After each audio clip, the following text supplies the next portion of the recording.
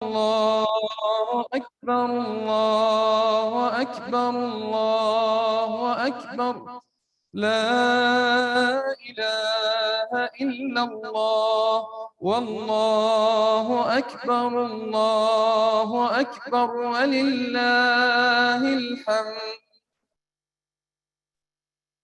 अस्सलामु अलैकुम वरहमतुल्लाहि वबरकातुहू। कैसे हैं सारे कुरान के साथी? अल्हम्दुलिल्लाह। आप सबको कससुल कुरान के सेशन में वेलकम, मरहबा। ये बताइए कि आप में से कुछ लोग थे कि जिनको पहले किसी न किसी तरह की कोई जिस्म में दर्द या कोई ना कोई आपको फ़ील होता था कि आपको अ, कोई बीमारी टाइप की चीज़ है या कुछ भी ऐसा, तो कुरान की क्लास में आने के बाद और ये सेशन सारे लेने के बाद आप ये बताइए कि फ़र्क महसूस कर रहे हैं? है ना? सुबहान अल्लाह, रूहानी मज़बूती के साथ-साथ जिस्मानी भी जो है ना, जी बिल्कुल, क्लास के दौरान पेन भी नहीं फ़ील होती ना? नहमदुहु व नसल्ली अला रसूलिहिल करीम, अम्मा बाद, फ़अऊज़ु बिल्लाहि मिनश शैतानिर रजीम, बिस्मिल्लाहिर रहमानिर रहीम, रब्बिश्रह ली सदरी व यस्सिर ली अमरी वहलुल उक़दतम मिन लिसानी यफ़क़हू क़ौली, रब्बि ज़िदनी इल्मा, अल्लाहुम्मा फ़क़्हिना फ़िद्दीन, आमीन। जी, ये बरकतें आप कुरान की फ़ील कर रहे हैं, रहमतें, और आप देखिए कि अगर आपने पहले दिन ये कदम ना उठाया होता, तो आज आप जो ये सारी चीज़ें फ़ील कर रहे हैं, आप कितने महरूम रह जाते ना। ऐसा नहीं होता कि जो क्लास में नहीं आता, या बहुत से लोग हैं जो माशाल्लाह बहुत सी इबादत करते हैं, बहुत से और नेकियों के काम करते हैं। जी, तो क्या होता है कि वो सिस्टर सईदा, आप देखिएगा कि जब इंसान ये आप ये कह रही हैं ना कि आपने मिस की हैं अपनी 3 क्लासें, तो ये जो आपका इस चीज़ को रियलाइज़ करना है ना, ये बहुत बड़ी अल्लाह की रहमत है। और अगर आप जैसे कससुल कुरान में सीखते जा रहे हैं कि गौर व फ़िक्र कैसे करते हैं, तदब्बुर कैसे करते हैं। कल की क्लास में आप देखें कि आप में से कितने लोग थे जब कुरान पढ़ते थे, तो उसमें कव्वे के लफ्ज़ पे भी गौर करते थे। है ना? बहुत सी गौर व फ़िक्र, तदब्बुर बहुत कुछ करते होंगे, लेकिन कभी सोचा हो कि अल्लाह ने कव्वे ही की क्यों बात की है ना? तो फिर इसका मतलब है कि जो लोग जितनी भी इबादत कर रहे हैं, वो ये जो गौर व फ़िक्र वाली चीज़ है ना, इसको जब मिस करते हैं ना, तो बहुत कुछ मिस करते हैं। क्योंकि देखिए दुनिया ना अल्लाह ताला ने बनाई क्यों है? आप सूरत मुल्क में पढ़ते हैं ना रोज़ाना रात को, chest infection but did not missed any class, माशाल्लाह बारकल्लाह फ़ीकी। जी सिस्टर आना, अब आप देखिए ना कि आप तकलीफ़ के बावजूद क्लास अगर ले रही हैं, अब इस वक़्त हम सब इधर मौजूद हैं, लेकिन सिर्फ़ अल्लाह को पता है कि किसके दर्जात कितने हैं ना, एक जैसा हम काम कर रहे हैं, लेकिन हकीकत अल्लाह को पता है कि इस वक़्त आप में से जो जितनी मुश्किल से बैठा है ना, और ख़ालिसतन अल्लाह के लिए बैठा है, तो उसका फिर वो चीज़ भी तो बढ़ जाएगी ना, कि ये यकीन आपको कि जितने लोग बैठे हैं नेकियां समेटने के लिए, इनमें से सबके दर्जात डिफरेंट हैं। यही चीज़ फिर इंसान को जो है ना, वो किसी भी हाल में अल्लाह के रास्ते पर चलने से नहीं रुकती।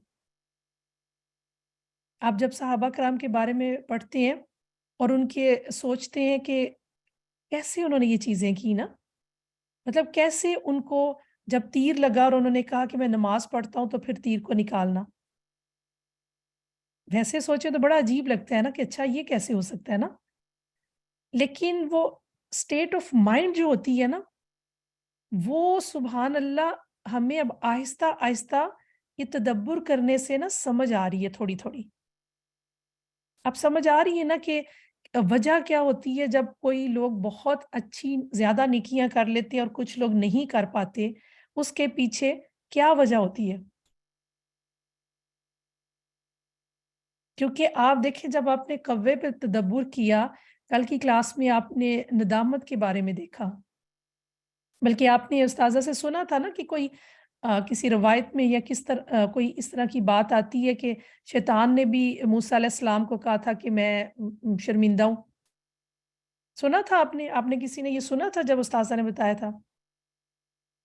کبھی کبھی آتے ہیں نا دل میں خیال کہ اتنا کچھ ہوا ہے، تو اس کو نہیں کبھی خیال آیا؟ تو پھر کیا ہوا تھا کہ اس کو کہا گیا کہ پھر آدم کی قبر پہ سجدہ کر لو، اس نے کہا یہ نہیں کروں گا۔ تو اصل جو بات ہے نا کسی چیز کو گلٹ فیل کرنا، یا کچھ لوگ جو ہیں وہ بہت زیادہ یہ بات کرتے رہتے ہیں کہ ہائے مجھے تو بڑا افسوس ہے، میں تو بڑی اس طرح، مطلب زبان سے کہنا اور عمل سے کرنا، اس کا فرق پتہ ہے کیوں ہوتا ہے؟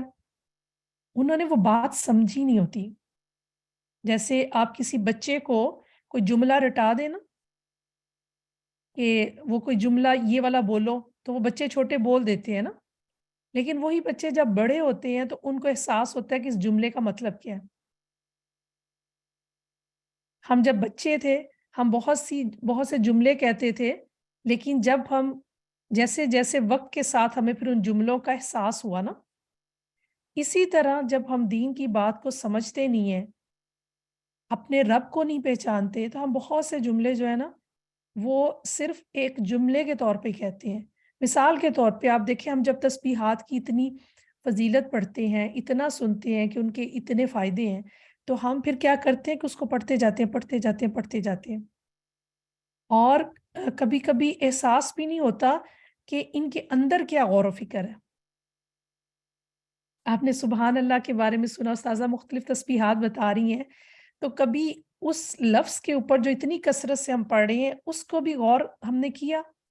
تو الحمدللہ بڑا زبردست ہمارا قصص القرآن کا جو ہے اس میں تدبر بھی ہم سیکھ رہے ہیں، کیسے ہم نے اللہ کے الفاظ کے اوپر سوچنا ہے، اور پھر دیکھیں سبحان اللہ اس کا فائدہ واپس ہمیں ہی ہوتا ہے، اللہ کو اس سے کوئی فرق نہیں پڑتا، اللہ بے نیاز ہے نا۔ آپ جب بہت سالوں پہلے جب ابھی اتنی شعور کی زندگی نہیں تھی، تو اس طرح کی جب بات پڑھتے تھے کہ اللہ کو کثرت سے یاد کرو، یا پھر یہ ہے کہ اللہ نبی صلی اللہ علیہ وسلم پہ درود بھیجو، یا پھر اللہ کا شکر ادا کرو، تو کہیں نہ کہیں تھوڑا سا وہ ذہن میں آتا ہے نا کہ اللہ یہ اتنا کیوں اپنا کروا رہے ہیں نا۔ لیکن جیسے جیسے شعور آتا گیا، جیسے جیسے ان چیزوں کو سمجھتے گئے، تو پتہ چلا کہ اس میں تو سراسر اپنا ہی فائدہ ہے۔ جی، دل کا اطمینان اور یقین بڑھتا ہے نا۔ اور پھر آج کے کلاس میں بھی آج استاذہ آپ کو بتائیں گی کہ سبحان اللہ، یہ جتنے ہمارے انگزائٹی، ڈپریشنز، یہ جتنی بڑھ رہی ہیں نا، جتنی چیزیں ان کے اوپر یہ دماغ کی چیزیں بڑھ رہی ہیں، اس کے پیچھے ریزن کیا ہے؟ ہم ڈھونڈ رہے ہیں کہ شاید یہ میرا کام ہو جائے تو میں بالکل پھر فریش ہو جاؤں گی، شاید میری زندگی میں یہ غم ختم ہو جائے تو پھر میرا بالکل جو ہے نا وہ صحیح ہو جائے گا۔ جی، مینٹل ہیلتھ، اور مینٹل ہیلتھ کوئی اور دیکھ نہیں سکتا نا، یہ صرف ایک انسان خود فیل کر سکتا ہے۔ جب یہ بہت بڑھ جاتی ہے تو پھر یہ باہر نظر آنا شروع ہو جاتی ہے، پھر لوگوں کو پتہ چلتا ہے کہ یہ شخص کسی چیز سے گزر رہا ہے نا۔ جی، دنیا کی زندگی میں سکون چاہتے ہیں، لیکن یہ سکون مل سکتا ہے۔ یہ جو قلب سلیم ہے نا، آج بھی آپ اس کے بارے میں دیکھیں گے کہ اللہ نے کیا کہا ہے کہ کون قلب سلیم لے کے آئے گا۔ تو ہم سے ریکوائرڈ کیا ہے کہ ہمیرا دل جو ہے نا، آپ قرآن پاک میں مختلف دل کے بارے میں پڑھتے ہیں نا، کبھی قلب آتا ہے، کبھی فؤاد بھی پڑھا ہے آپ نے، فؤاد کے نیچے بھی ہم ترجمہ کیا کرتے ہیں؟ دل۔ تو کبھی غور کیا کہ قلب کے لفظ دل کے لیے قلب بھی آ رہا ہے اور فؤاد بھی آ رہا ہے؟ تو فؤاد اس دل کو کہتے ہیں جو دیکھتا ہے، سمجھتا ہے۔ اب سائنس بھی اس چیز میں بات کر رہی ہے کہ دل کے پاس بھی کچھ ایسی وہ ہیں چیزیں نا۔ تو اللہ تعالی ہمارے دل کے اوپر تقوی، رمضان ہمیں پورا ایک منتھ دیتا ہے، بونس منتھ دیتا ہے کہ آپ اپنے دل پر کام کرو، اور سب سے زیادہ نا ہم دل کو ہی نا ہلکا لیتے ہیں۔ ہم باہر سے بہت سی چیزیں کر لیتے ہیں، ہم باہر بہت سجاوٹ بھی کر لیتے ہیں، ہم بہت دیندار بھی نظر آتے ہیں، ہم کبھی کبھی بولنے میں بھی بہت اچھا ایکسنٹ جو ہے نا وہ کاپی کر لیتے ہیں۔ آپ کی زندگی میں کچھ لوگ ایسے ہیں، کبھی آپ کا تجربہ ہوا کہ بہت خوبصورت بولتے ہیں، بہت خوبصورت بولتے ہیں کہ لوگ ان کی تعریف کرتے ہیں کہ یہ باتیں کرتا ہے تو بس اس کی تو دل کرتا ہے باتیں ہی سنتے جائیں۔ لیکن اگر آپ کو اس کے ساتھ معاملہ پڑے تو آپ کو پتہ چلے کہ یہ شخص آپ کو کتنی اذیت دیتا ہے نا. کبھی کچھ ایسا ہوا؟ کبھی ان چیزوں پہ بھی تدبر کیا کہ ساری دنیا ایک چیز کی تعریف کرے اور کہے کہ کیا اخلاق ہے نا، لیکن پریکٹیکلی جب معاملہ پڑے تو انسان حیران رہ جائے کہ یہ شخص تو اخلاق کو جانتا نہیں ہے. کیونکہ اخلاق جو ہے نا وہ باہر نکلتا ہے جب دل کے اندر ہوتا ہے، لیکن اگر کوئی پریکٹس کر لے، اگر کوئی وہ باہر کی چیزوں کو بار بار کر کے پریکٹس کر لے اور دل کو نہ بدلے. جی، تو یہی ہو رہا ہے. ہم کیا کر رہے ہیں، ہم اللہ کی باتوں کو نا، جو سمجھنے والی چیزیں نا ان کی بجائے نا ہم ظاہری چیزوں کو بہت زیادہ جلدی اڈاپٹ کر لیتے ہیں. لیکن اگر پریکٹس کر کر کے نا دیکھیں دونوں چیزیں ہو سکتی ہیں. اگر باہر کی چیزیں اپنا لی ہیں تو وہ کرتے کرتے دل تک بھی جا سکتی ہیں. ٹھیک ہے نا؟ مقصد یہ ہے کہ اگر اللہ نے کوئی ایک اچھی چیز دے دی ہے نا تو اس کا قطعاً مطلب یہ نہیں کہ اب وہ شخص وہ چیز چھوڑ دے اور کہ میرا اخلاق تو بہت اچھا ہے لیکن دل نہیں اچھا تو میں اب اخلاق بھی خراب کر لیتا ہوں. نہیں، اس کا یہ مطلب نہیں ہے. اس کا مطلب یہ ہے کہ جب قرآن سے جڑتے ہیں اور احساس ہوتا ہے کہ میری یہ چیز تو اچھی تھی لیکن یہ اچھی نہیں تھی، تو پھر اس پر کام کرنا ہے اور خاص طور پر دل پر. آپ کو یہ قصص القرآن کا اور دورہ قرآن سننے کے ساتھ لگتا نہیں ہے کہ جو لوگ اس طرف نہیں ہیں وہ کیسے زندگی گزاریں گے؟ آپ کو لگتا ہے نا، آپ کو لگتا ہے نا کہ بڑا مشکل ہے اس کے بغیر. جس طرح کی دنیا میں حالات تیزی سے ہو رہے ہیں، پچھلے آپ دیکھیں 2-3 سال میں، پہلے نا 10-10 سال کے بعد یا 20-20 سال کے بعد تھوڑا تھوڑا چینج آتا تھا. اب تو ایسے لگتا ہے کہ دنوں کے ساتھ اور ویکس کے ساتھ چینج آ رہا ہے نا. جی، کووڈ بھی ہے لیکن آپ دیکھیں کہ انسانوں کی جو معاملات ہے نا اور دنیا کی جو سٹریس ہے وہ بہت بڑھتی جا رہی ہے. تو آج آپ کو دل کی تنگی کا بھی علاج پتہ چلے گا. اور پھر آپ دیکھیں کہ سبحان اللہ یہ قصوں کے ساتھ ساتھ آپ لوگوں کی نمازوں میں بھی فرق آ رہا ہے. استاذہ جو آپ کو بتا رہی ہیں تفصیلات، فرق پڑ رہا ہے نا. جب قرآن سنت سے دلیل سے پتہ چلتا ہے کہ نماز کیسے پڑھنی ہے، اس میں کیا کرنا ہے کیا نہیں کرنا، پھر اس کی فضیلت کا پتہ چلتا ہے. تو آج کے لیسن میں آپ قیام کے بارے میں بھی بہت کچھ سیکھیں گے. آپ دیکھ رہے ہیں نا بہت سے لوگ جو ہیں وہ کرسی پر بیٹھنا شروع ہو گئے ہیں. بڑھ گئی ہے نا تعداد لوگوں کی. مجھے ایسے لگتا ہے کہ ان کو یہ بات نہیں پتا. اور آج آپ غور سے سنیے گا کہ قیام کے کیا فائدے ہیں. ٹھیک ہے، تاکہ آپ اب جب اس کو عام کریں گے لوگوں میں تو پھر انشاءاللہ وہ جیسے بھی ہوگا نا کوشش کریں گے کہ اگر کھڑے ہو کے نماز پڑھ سکتے ہیں تو کبھی اس کو نہ چھوڑیں. ٹھیک ہے، اور آج ندامت کے بارے میں تو بڑی زبردست چیزیں آپ سیکھنے والے ہیں. اچھے سے پوائنٹس لیجئے گا کیونکہ بہت سے لوگوں کو ضرورت ہے. آپ کو بہت سے لوگوں کو بتانا ہوگا. تو اس لیے جو بھی قرآن کی آیتوں سے استاذہ دلیل دیں گی، آیت کا نمبر لکھ لیجئے گا تاکہ بعد میں آپ کو جب اپنے نوٹس دیکھیں، آپ نے کسی کو بات بتانی ہو تو آپ کو آسانی ہو جائے کہ آپ نے کون سی آیت میں سے جا کر دیکھنا ہے. اور ابھی تو ہمیں لگتا ہے کہ ہمیں باتیں اچھی طرح یاد ہو گئی ہیں، لیکن پتہ ہے کیا ہوتا ہے، جب ہم کافی عرصے کے بعد اچانک کسی سے بات کرنے لگتے ہیں نا تو ہمیں یہ تو یاد آ جاتا ہے کہ بات یہ تھی. یہ نہیں یاد آتا کہ یہ استاذہ نے کہاں سے لی تھی. ٹھیک ہے، تو آپ نے بہت اچھی طرح لینا ہے کیونکہ اللہ تعالیٰ آپ کو یہ علم عطا کر رہا ہے. اور سمجھے کہ آپ کو اللہ تعالیٰ ڈاکٹر بنا رہے ہیں. ٹھیک ہے نا، بہت سے مریضوں کو آپ کے ذریعے اللہ تعالیٰ چاہتے ہیں کہ آپ ان کا علاج کریں، خاص طور پر اپنے لیے بھی اور پھر اپنے پیاروں کے لیے بھی. تو تیار ہے اچھے سے نوٹس لینے کے لیے، اچھی سی باتوں کو سمجھنے کے لیے؟ چلیں انشاءاللہ قصص القرآن کا آج ہمارا 27 ڈے ہے اور ہم حابیل قابیل کا واقعہ جو ہے وہ استاذہ ہمیں بتا رہی تھی اور اس میں سے ہم اپنے لیے سبق لے رہے تھے. اور آیتوں کو ساتھ مارک بھی کر لیا کریں کہ کون سی کہاں پر بات تھی. اور کوے کی جو اپنے بھائی کو چھپانے والی بات تھی اس کو ہم اس پہ مزید اندر جا کر دیکھ رہے تھے کہ اللہ نے یہ واقعہ جب رکھا ہے تو میرے لیے اس میں کیا کیا سبق ہے. تو چلیں شروع کرتے ہیں. بسم اللہ.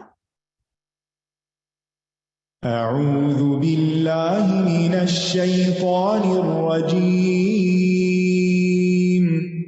بسم الله الرحمن الرحيم. الحمد لله رب العالمين. الرحمن الرحيم. مالك يوم الدين. إياك نعبد وإياك نستعين. اهدنا الصراط المستقيم. صراط الذين أنعمت عليهم غير المغضوب عليهم ولا الضالين.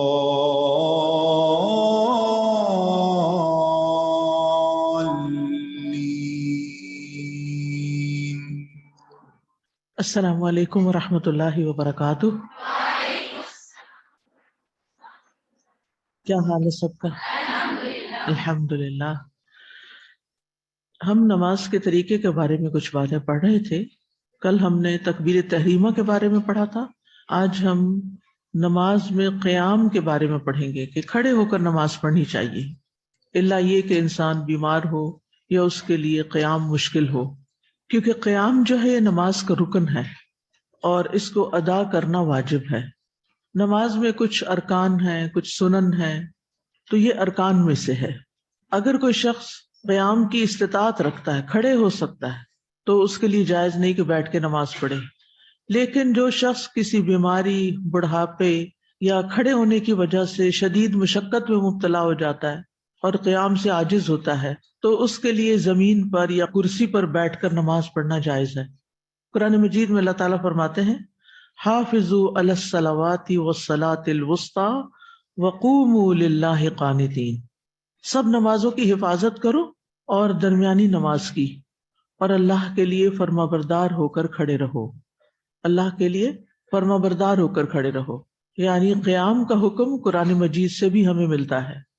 اس کے علاوہ نبی صلی اللہ علیہ وسلم نے بھی ہمیں قیام کا حکم دیا ہے. عمران بن حسین رضی اللہ عنہ کہتے ہیں کہ مجھے بواسیر کا مرض لاحق تھا، تو میں نے نبی صلی اللہ علیہ وسلم سے نماز کے بارے میں دریافت کیا. آپ نے فرمایا کھڑے ہو کر نماز پڑھو، اگر اس کی طاقت نہ ہو تو بیٹھ کر، اگر اس کی طاقت نہ ہو تو پہلو کے بل لیٹ کر. یعنی بالکل چت لیٹ کر پڑھنے کی بجائے کیا ہے، یعنی سائڈ پر ہو جائے انسان. اور جو قیام پر قدرت رکھے اس پر قیام لازم ہے. امام نووی کہتے ہیں جہاں تک فرض نماز کا تعلق ہے تو کھڑے ہونے کی قدرت رکھنے کے باوجود بیٹھ کر نماز پڑھنا درست نہیں، یعنی نماز نہیں ہوتی. اگر کوئی شخص کھڑے ہونے کی طاقت رکھتا ہے لیکن بس نماز کے وقت جا کے بیٹھ جاتا ہے، اور خصوصاً فرض کے وقت، ایسی نماز میں ثواب نہیں ہوتا بلکہ انسان گناہگار ہوتا ہے. بعض خواتین کو دیکھا گیا وہ کچن کا کام سارا کھڑے ہو کر کریں گے، لانڈری کھڑے ہو کے کر رہے ہیں، صفائی بھی اب ایسے اوزار آگے کے کھڑے ہو کے کر رہے ہیں، سارے گھر کے کام کھڑے ہو کے ہو رہے ہیں، اور جب نماز کا وقت آتا ہے تو جا کے کرسی پہ بیٹھ جاتے ہیں یا زمین پہ بیٹھ کے نماز پڑھتے ہیں. تو ٹھیک ہے اگر نوافل وغیرہ آپ نے بیٹھ کر پڑھنے ہیں تو گنجائش ہے، لیکن فرض نماز میں کھڑا ہونا لازم ہے. صحابہ کے بارے میں یہاں تک آتا ہے کہ وہ بعض اوقات ٹیک لگا کر بھی کھڑے ہوتے تھے لیکن قیام کرتے تھے. اسی طرح علماء کہتے ہیں کہ جو کوئی بھی قیام کی استطاعت رکھنے کے باوجود فرض نماز بیٹھ کر ادا کرے تو اس کی نماز باطل ہے، نماز ہوتی ہی نہیں. یعنی جو کھڑا ہو سکتا اور پھر بیٹھ جائے تو اس کی نماز نہیں ہوتی. ہاں، بیماری یا تکلیف کی وجہ سے بیٹھ کر نماز پڑھنے کی اجازت ہے، رخصت ہے. یعنی جو لوگ کھڑے نہیں ہو سکتے، ان کو کھڑے ہونے میں ڈر ہے کہ وہ گر جائیں گے، یا جیسے آج کل تراویح ہے تو کچھ نماز انہوں نے کھڑے ہو کر پڑھ لی، لیکن اب اگر مزید کھڑے ہوتے ہیں تو ان کو گرنے کا ڈر ہے یا زیادہ تھکاوٹ ہو کے مشکل ہو گئی ان کے لیے نماز، تو ان کے لیے اجازت ہے، یہ رخصت ہے کہ پھر وہ بیٹھ کر نماز پڑھ لیں. بعض لوگ کھڑے تو ہو جاتے ہیں لیکن رکوع نہیں کر سکتے اور سجدے کے لیے زمین پہ نہیں جا سکتے، تو ایسے لوگ پھر کیا کر سکتے ہیں کہ جیسے کرسی کے پاس کھڑے ہو جائیں، قیام کر لیں، اور اگر رکوع بھی ہو جائے تو بہت اچھا، اور اگر نہیں ہو سکتا تو پھر بیٹھ جائیں. پھر بیٹھ کر رکوع اور سجدہ کر لیں. یعنی قیام جو ہے وہ بیٹھ کر نہ کریں. قیام کے لیے اگر ہمت ہے اور اپنے پاؤں پہ کھڑے ہو سکتے ہیں تو پھر کھڑے ہو کر لیں، اور باقی نماز پھر بیٹھ کے پڑھ لیں. جیسے زمین پہ نہیں جا سکتے تو کرسی پہ بیٹھ کے آپ پڑھ سکتے ہیں. لیکن یہ بھی یاد رکھیے کہ مریض کے لیے بھی کھڑے ہو کر نماز پڑھنے میں زیادہ فضیلت ہے. ٹھیک ہے. عمران بن حسین کی ایک اور روایت جو صحیح بخاری میں ہے، اس کے بارے میں آتا ہے کہ وہ مرض بواسیر میں مبتلا تھے. انہوں نے فرمایا کہ میں نے رسول اللہ صلی اللہ علیہ وسلم سے بیٹھ کر نماز پڑھنے کے بارے میں دریافت کیا تو آپ نے فرمایا اگر وہ کھڑے ہو کر نماز پڑھے تو افضل ہے، اگر بیٹھ کر پڑھے تو اسے کھڑا ہو کر نماز پڑھنے والے سے آدھا ثواب ملے گا. یعنی کھڑے ہونے والے کو پورا ثواب اور بیٹھنے والے کو آدھا.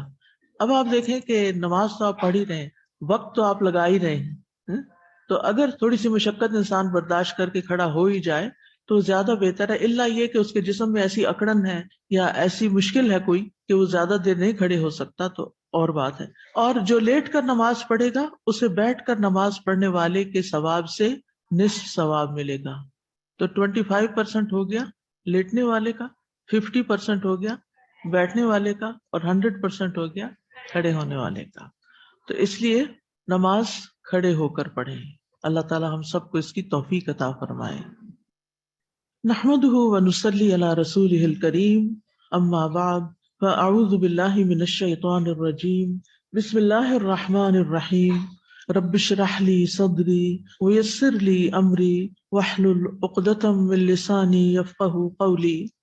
الحمد لله الذي خلق الليل والنهار بقوته وميز بينهما بقدرته وجعل لكل واحد منهما حدا محدودا وأمدا ممدودا ونفعا معلوما. اللهم أنت ربي الغني وأنا عبدك الفقير وعذابي لا يزيد في ملكك مثقال ذرة. أنت ذو الملك والملكوت وذو العزة والجبروت وذو الجلال والإكرام. لا يزيد في ملكك طاعة الطائعين ولا تنقصه معصية العاصين. فاغفر لنا وارحمنا برحمتك یا ارحم الراحمین. تمام قسم کی حمد اللہ کے لیے ہے جس نے رات اور دن کو اپنی قوت کے ساتھ پیدا کیا اور ان دونوں میں اپنی قدرت کے ساتھ فرق کیا، اور ان میں سے ہر ایک کے لیے ایک متعین حد مقرر کر دی اور ایک متعین مدت مقرر کر دی اور ایک مفید نفع بنا دیا. اے اللہ تو میرا رب ہے جو غنی اور بے نیاز ہے، اور میں تیرا بندہ ہوں جو کہ فقیر ہے، اور تیرا مجھے عذاب کرنا تیری بادشاہت میں ایک ذرے برابر اضافہ نہیں کرے گا. تو بادشاہت اور سلطنت کا مالک ہے، اور تو عزت اور قوت کا مالک ہے، اور تو بڑائی اور اکرام والا ہے. اطاعت کرنے والوں کی اطاعت تیری بادشاہت میں اضافہ نہیں کر سکتی، اور نافرمانی کرنے والوں کی نافرمانی اس میں کوئی کمی نہیں کر سکتی. پس اے ہمارے رب، اے اللہ ہماری بخشش فرما دے اور اپنی رحمت کے ساتھ ہم پر رحم فرما دے. اے سب رحم کرنے والوں سے زیادہ رحم کرنے والے. نحن نقص عليك أحسن القصص بما أوحينا إليك هذا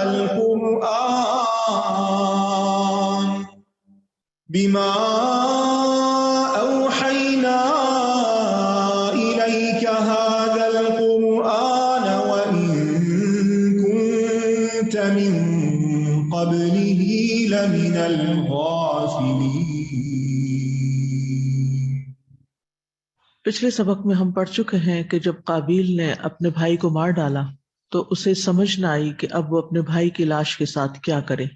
اللہ سبحانہ تعالیٰ نے ایک کبے کو بھیجا جس نے زمین کھود کر ایک مرے ہوئے کبے کو اس میں ڈال کر اس پر مٹی ڈالی. کبے کے فعل کو دیکھ کر قابیل کو بات سمجھ میں آ گئی تو وہ اپنے نفس پر ملامت کرتے ہوئے کہنے لگا، ہائے افسوس، میں اس کبے سے بھی گیا گزرا ہوں کہ اپنے بھائی کی لاش کو نہ چھپا سکا. پھر وہ اس پر پشیمان ہو گیا. فَأَصْبَحَ مِنَ النَّادِمِينَ. تو کس طرح اللہ سبحانہ تعالیٰ نے ایک قاتل کی مشکل کو آسان کیا، یعنی قابیل کے لیے مسئلے کا حل پیش کر دیا، اور کس طرح اللہ سبحانہ تعالیٰ نے حابیل کے لیے بھی اس کے مرنے کے بعد اس کی لاش کو چھپانے کا انتظام کیا۔ تو اس سے یہ پتہ چلتا ہے کہ اللہ سبحانہ وتعالیٰ بڑا ہی رحمان اور رحیم ہے، وہ سب پر اپنا رحم فرماتا ہے، گناہ گاروں پر بھی اور نیکوکاروں پر بھی، اور اس کی اس مہربانی کے رنگ مختلف ہوتے ہیں۔ کسی کے لیے کوئی مشکل آسان کرتا ہے اور کسی کے لیے اس کی پردہ پوشی کا انتظام کر دیتا ہے۔ تو اللہ تعالیٰ سے دعا ہے کہ اللہ تعالیٰ ہم پر بھی اپنا رحم فرمائے۔ ہم اس آیت سے نکلنے والے اسباق کو پڑھ رہے تھے، تو اس میں ہم دیکھتے ہیں کہ اللہ سبحانہ تعالیٰ بے نیاز ہے، وہ جس سے چاہے اپنا کام لے لے۔ ہم دیکھتے ہیں کہ ملکہ سبا تک اسلام پہنچا کس کے ذریعے؟ ہدہد کے ذریعے۔ ہدہد ایک پرندہ تھا، اس کے ذریعے پیغام رسانی کا کام کیا گیا اور اس نے بہت آسان طریقے سے یہ کام کیا۔ ہم دیکھتے ہیں کہ کبوتروں سے بھی یہ کام لیا جاتا رہا، اور یہاں ہم دیکھ رہے ہیں کہ اللہ سبحانہ تعالیٰ کبے کے ذریعے ایک انسان کو تعلیم دے رہے ہیں۔ انسان اشرف المخلوقات ہے، لیکن وہ عقل کل نہیں۔ بعض اوقات اس کی عقل اس کو سولوشن نہیں دیتی، لیکن وہ ماحول سے بہت کچھ سیکھ لیتا ہے، اور اگر انسان کی نگاہیں عبرت والی ہوں تو وہ ہر واقعے سے کچھ نہ کچھ سیکھتا ہے، ہر بات سے کوئی نہ کوئی سبق نکال لیتا ہے۔ وہ اپنے احساسات کے اظہار کا طریقہ بھی جانتا ہے، اللہ نے اس کو سکھایا ہے۔ تو ہدایت دو طرح کی ہوتی ہے، ایک ہدایت جو قرآن و سنت میں آ گئی ہے، اور ایک ہدایت کو ہدایت بیانی کہتے ہیں، کہ مختلف واقعات کے ذریعے انسان ہدایت پاتا ہے اگر ان پر وہ غور و فکر کرتا ہے۔ اور یہاں ہم دیکھتے ہیں کہ اللہ تعالیٰ نے کوے کے ذریعے ایک بڑے اہم معاملے کی طرف انسانیت کی رہنمائی کی۔ ہم عام طور پر پرندوں کو بھی دیکھتے ہیں، دیکھ دیکھ کے عادی ہو جاتے ہیں، کبھی کوئی ڈفرینٹ کلر کا یا ڈیزائن کا پرندہ نظر آ جائے تو اس کی طرف تھوڑی سی دیر متوجہ ہوتے، یا مختلف آواز آتی ہے جب مائگریشن ہوتی ہے پرندوں کی، تو اس وقت کچھ نئے قسم کی چیزیں نظر آتی، یا پھر ہم مختلف ویڈیو کلپس میں دیکھ لیتے ہیں رنگا رنگ کے پرندے۔ لیکن عموماً ہم ان پرندوں کو جو کروڑوں کی تعداد میں پائے جاتے ہیں، جیسے کوا وغیرہ ہے، ان پہ توجہ نہیں دیتے، ان کی حرکات پہ غور نہیں کرتے، ان سے کوئی سبق نہیں سیکھتے، اور صرف سبق نہیں بلکہ عبرت، کہ جو یہ کر رہا ہے مجھے اس کی سطح پہ نہیں آنا، میں انسان ہوں، مجھے اس سے بہتر عمل کرنا ہے۔ جب اللہ سبحانہ وتعالیٰ انسان کو کوے سے، چیونٹی سے، کبوتر سے اور ہدہد سے سکھاتا ہے تو انسان کے اندر کیا پیدا ہونا چاہیے؟ کون سے جذبات؟ عاجزی کے جذبات، شکر کے جذبات، کہ اللہ سبحانہ وتعالیٰ نے مجھے اس چیز سے بھی سبق سکھا دیا۔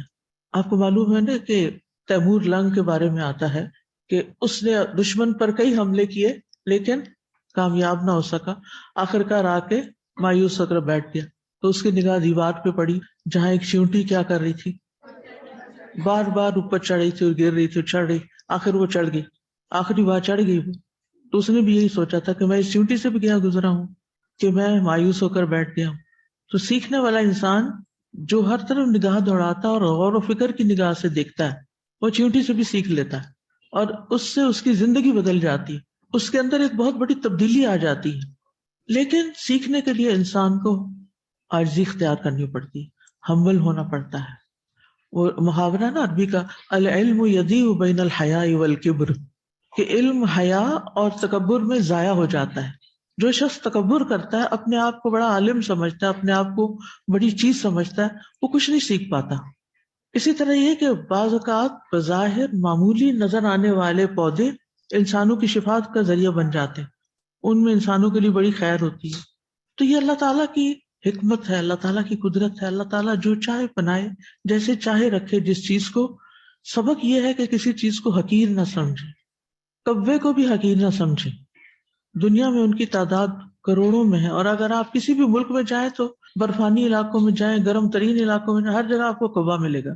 اس کی تقریباً 40 اقسام ہوتی ہیں، 40 قسموں کے کوے ہوتے ہیں، لیکن کچھ چیزیں ان کے درمیان کامن ہیں، جیسے ان کی یاداشت بہت اچھی ہوتی ہے، وہ بعض اوقات خوراک کو چھپا کے رکھتے ہیں، اور بعض اوقات حفاظت کے لیے ایک جگہ سے نکال کے دوسری جگہ جا رکھتے ہیں۔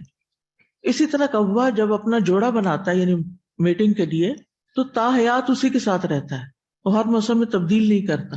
یعنی ونس انہوں نے آپس میں، یعنی کہ میل اور فیمیل کے درمیان ایک بانڈنگ ہو جاتی ہے، تو پھر وہ مرتے دم تک رہتی ہے۔ کوے جس جگہ پیدا ہوتے ہیں وہی رہنا پسند کرتے ہیں، مائگریشن نہیں کرتے، جبکہ آپ دیکھیں کہ بہت سارے پرندے سردیاں کہیں گزارتے ہیں اور گرمیاں کہیں. کچھ انسان بھی سنو برڈز ہوتے ہیں، لیکن یہ ہے کہ کوا جہاں پیدا ہوتا ہے وہیں رہنا چاہتا ہے. بظاہر ہم کبے کی کہاں سنتے ہیں، لیکن اس کے ذریعے وہ ایک دوسرے سے کمیونیکیٹ کر رہے ہوتے ہیں اور ایک دوسرے سے اپنے میسیجز کنوے کر رہے ہوتے ہیں. مثلاً ایک کبے کو کوئی چیز کھانے کی ملتی ہے تو وہ فوراً اوروں کو بلا لیتا ہے، اوروں کو بھی اکٹھا کر لیتا ہے. یا اسی طرح اگر ان کا بچہ کوئی اٹھا لے تو کیا کرتے ہیں، شور ڈال دیتے ہیں. اس پر ماہرین نے بہت ایکسپیریمنٹس بھی کیے ہیں ان کی زبان سمجھنے کے لیے، لیکن ان کی زبان کافی پیچیدہ ہے، انسانوں کو سمجھ آنی مشکل ہے. بعض اوقات کبے دوسرے جانوروں کی نقل بھی اتار رہے ہوتے ہیں، طوطا بھی اتارتا ہے لیکن کبا بھی اس میں ماہر ہے. تو بہرحال یہ ساری معلومات دینے کا مقصد یہ ہے کہ اللہ سبحانہ و تعالیٰ نے کوئی بھی چیز بیکار نہیں پیدا. کسی چیز کو حقیر مت سمجھیے اور کسی کو اگنور نہ کیجیے.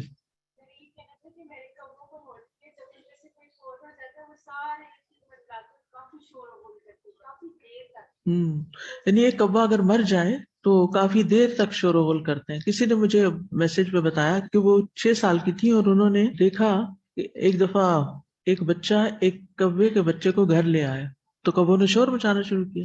تو بہرحال جب وہ گھر والے باہر نکلے تو صرف کبوں نے اس بچے کے ساتھ پہ آ کے ٹھونگے ماری جس نے اٹھایا تھا. ایسی یادداشت ان کی. میں نے کل تھوڑا سا ان کے بارے میں پڑھا تو 2 چیزیں مجھے بہت مطلب قرآن مجید سے ریلیٹ مجھے لگا. ایک تو یہی تھا کہ ان کی ویرائٹیز بہت زیادہ ہے، دوسرا یہ تھا کہ انٹلیکچولی یہ اسمارٹ برڈز میں سے ہیں، اور تیسرا یہ تھا کہ ان کی کچھ ویرائٹیز ایسی ہیں جو باقاعدہ فیونرل کرتی ہیں اپنے. اگر کوئی کوا فوت ہو جاتا ہے تو اس کو دفن کرتے ہیں اور پھر وہاں رکتے ہیں کچھ ویرائٹیز. تو مجھے یہ ہو رہا تھا کہ یہ جو ان کا تھوڑا سا عقل کا لیول ہے، شاید یہ وجہ ہے کہ اللہ تعالیٰ نے ان کے ذریعے سے قابیل کو دکھایا کہ دیکھو ان کی عقل جانور کی کیسی ہے. بالکل، اسی لیے تو اس نے کہا عجزت ان اکون مثل هذا الغراب، کیونکہ اپنے آپ کو بڑی چیز سمجھتا تھا میں اتنا عاجز اتنا کمزور ہوں کہ میں اس کوے جیسا بھی نہیں. تو اس کو اپنی حقیقت نظر آئی کہ میں کیا ہوں. تو سبق یہ ہے کہ کائنات میں غور و فکر عبادت ہے اور یہ جاری رکھنا چاہیے. یہ کام ہم نے نان مسلمز کے حوالے کر دیا، وہ دن رات اس پہ لگے رہتے ہیں، محنت کرتے رہتے ہیں، اور ہم ان کی صرف چیزوں کو پڑھ کے خوش ہو جاتے ہیں. خود بھی غور کرنا چاہیے، خود بھی سیکھنا چاہیے. جو چیزیں آپ کے دائرہ کار میں آئیں ان کو اگنور نہ کریں، چاہے کوئی انسان ہو، چاہے کوئی کوا ہو، چاہے کوئی بھی ہو سکتا ہے. بعض اوقات آپ نے دیکھا ہوگا نا، پرندے آتے ہیں، ابھی گرمیاں شروع ہونے والی، پرندے آتے ہیں اور بولتے ہیں تھوڑی دیر اور پھر منہ ان کا ایسے کھلا کو کھلا ہوتا ہے. اس سے کیا سبق ملتا ہے، کیا کرنا چاہیے؟ پانی. سب لوگ ایک ایک کنالی خرید لیں. کنالی کیوں؟ کنالی اس لیے کہ ایک تو وہ بھاری ہوتی ہے، جب بہت سارے پرندے اگر اس میں بیٹھ بھی جائیں تو وہ پانی گرے گا نہیں. دوسرا یہ کہ پلاسٹک تو ہمیں اپنے لیے بھی پسند نہیں، تو پرندوں کے لیے بھی نہ کریں. تیسری بات یہ ہے کہ مٹی کے برتن میں پانی کچھ نہ کچھ ٹھنڈا رہتا ہے، تو اگر ہو سکے تو ابھی سے اگر آپ نے سردیوں میں کنالیاں اندر بند کر کے رکھ دی تو باہر نکال لیں. آپ کو پتا ہے کہ جہنم والے پانی مانگیں گے، اور دنیا میں پانی پلانا جو ہے وہ آخرت کے عذاب سے بچانے کا ذریعہ ہے. چاہے انسانوں کو پانی پلانا ہو یا جانوروں کو. اگر آپ کو بھول جاتا ہے، آپ بہت ہی مصروف انسان ہیں، تو اپنے ہیلپرز کو کہہ دیجئے، چوکیدار کو کہہ دیجئے کہ تم نے روز اس میں 1 لوٹا پانی ڈال دینا، پہلا پانی گرا دینا. بچوں کو لگائیں اس کام پہ. تو صرف یہ کہ توجہ دینے کی ضرورت ہے. تو انشاءاللہ اگر آپ پرندوں کو پانی پلائیں گے تو اللہ سبحانہ وتعالیٰ آپ کو سیراب رکھے گا. اس آیت سے ہمیں یہ پتہ چلا کہ قابیل جو تھا وہ قتل کرنے کے بعد اپنے بھائی کی لاش کو دیکھ کر اور اس کے بعد کے نتائج کو جو دنیاوی اعتبار سے تھے ان کو سامنے رکھتے ہوئے وہ شرمندہ ہو گیا، نادم ہو گیا.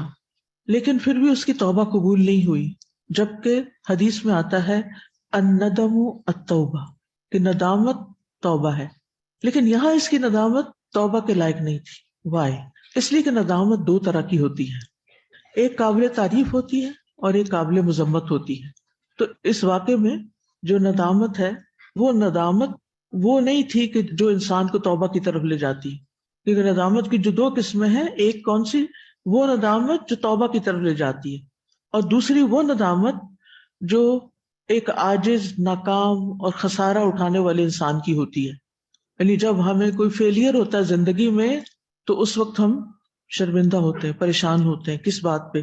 کہ ہائے اب لوگ کیا کہیں گے، ہائے لوگ کیا کہیں گے، اس بات کی ندامت، میں لوگوں کو منہ کیسے دکھاؤں گا، میری ناک کٹ گئی. تو جب لوگوں کی وجہ سے آپ نادم ہو رہے ہیں تو یہ ندامت توبہ میں نہیں شمار ہوتی. تو پہلی ندامت قابل تعریف ہے، دوسری ندامت قابل مذمت ہے کہ صرف انسانوں کے ڈر سے یا انسانوں سے بچنے کے لیے یا شرمندگی یا عار سے بچنے کے لیے انسان نادم ہو. اسی لیے ہم دیکھتے ہیں کہ ہر ندامت سزا کو ختم نہیں کرتی. ہر مجرم جرم کرنے کے بعد کسی نہ کسی درجے میں ضرور نادم ہوتا ہے، لیکن آپ نے دیکھا کہ کسی مجرم کو جو دنیا میں بھی پکڑا جاتا ہے یا اس کو جیل ہوتی ہے یا کوئی اور سزا ہوتی ہے، وہ اگر یہ کہے کہ میں بہت شرمندہ ہوں، آئی ایم سو سوری، مجھے معاف کر دیجئے، معاف ہو جائے گا؟ نہیں. تو انسان غلطی کرتے وقت سوچ سمجھ کے کرے، خاص طور پر کبیرہ گناہ، کہ ان پر صرف ندامت سے سزا ختم نہیں ہوگی، کیونکہ ندامت ایک فطری چیز ہے، انسان کے اندر ہے کہ وہ ایسی چیزوں پر نادم ہوتا ہے. تو بہت سے لوگ جب کسی غلط کام کا ارتکاب کر لیتے ہیں یا سستی کرتے ہیں یا پڑھتے نہیں ہیں یا وقت پر اپنا کام نہیں کرتے، یا مثلاً ان کی کوئی فلائٹ مس ہو جاتی ہے یا کوئی اپرچونٹی چلی جاتی ہے یا کسی بھی قسم کا کوئی لاس ہوتا ہے، تو اس وقت ان کو اپنی کوتاہی کا احساس ہوتا ہے، چاہے تھوڑا یا زیادہ. لیکن صرف کوتاہی کا احساس کافی نہیں.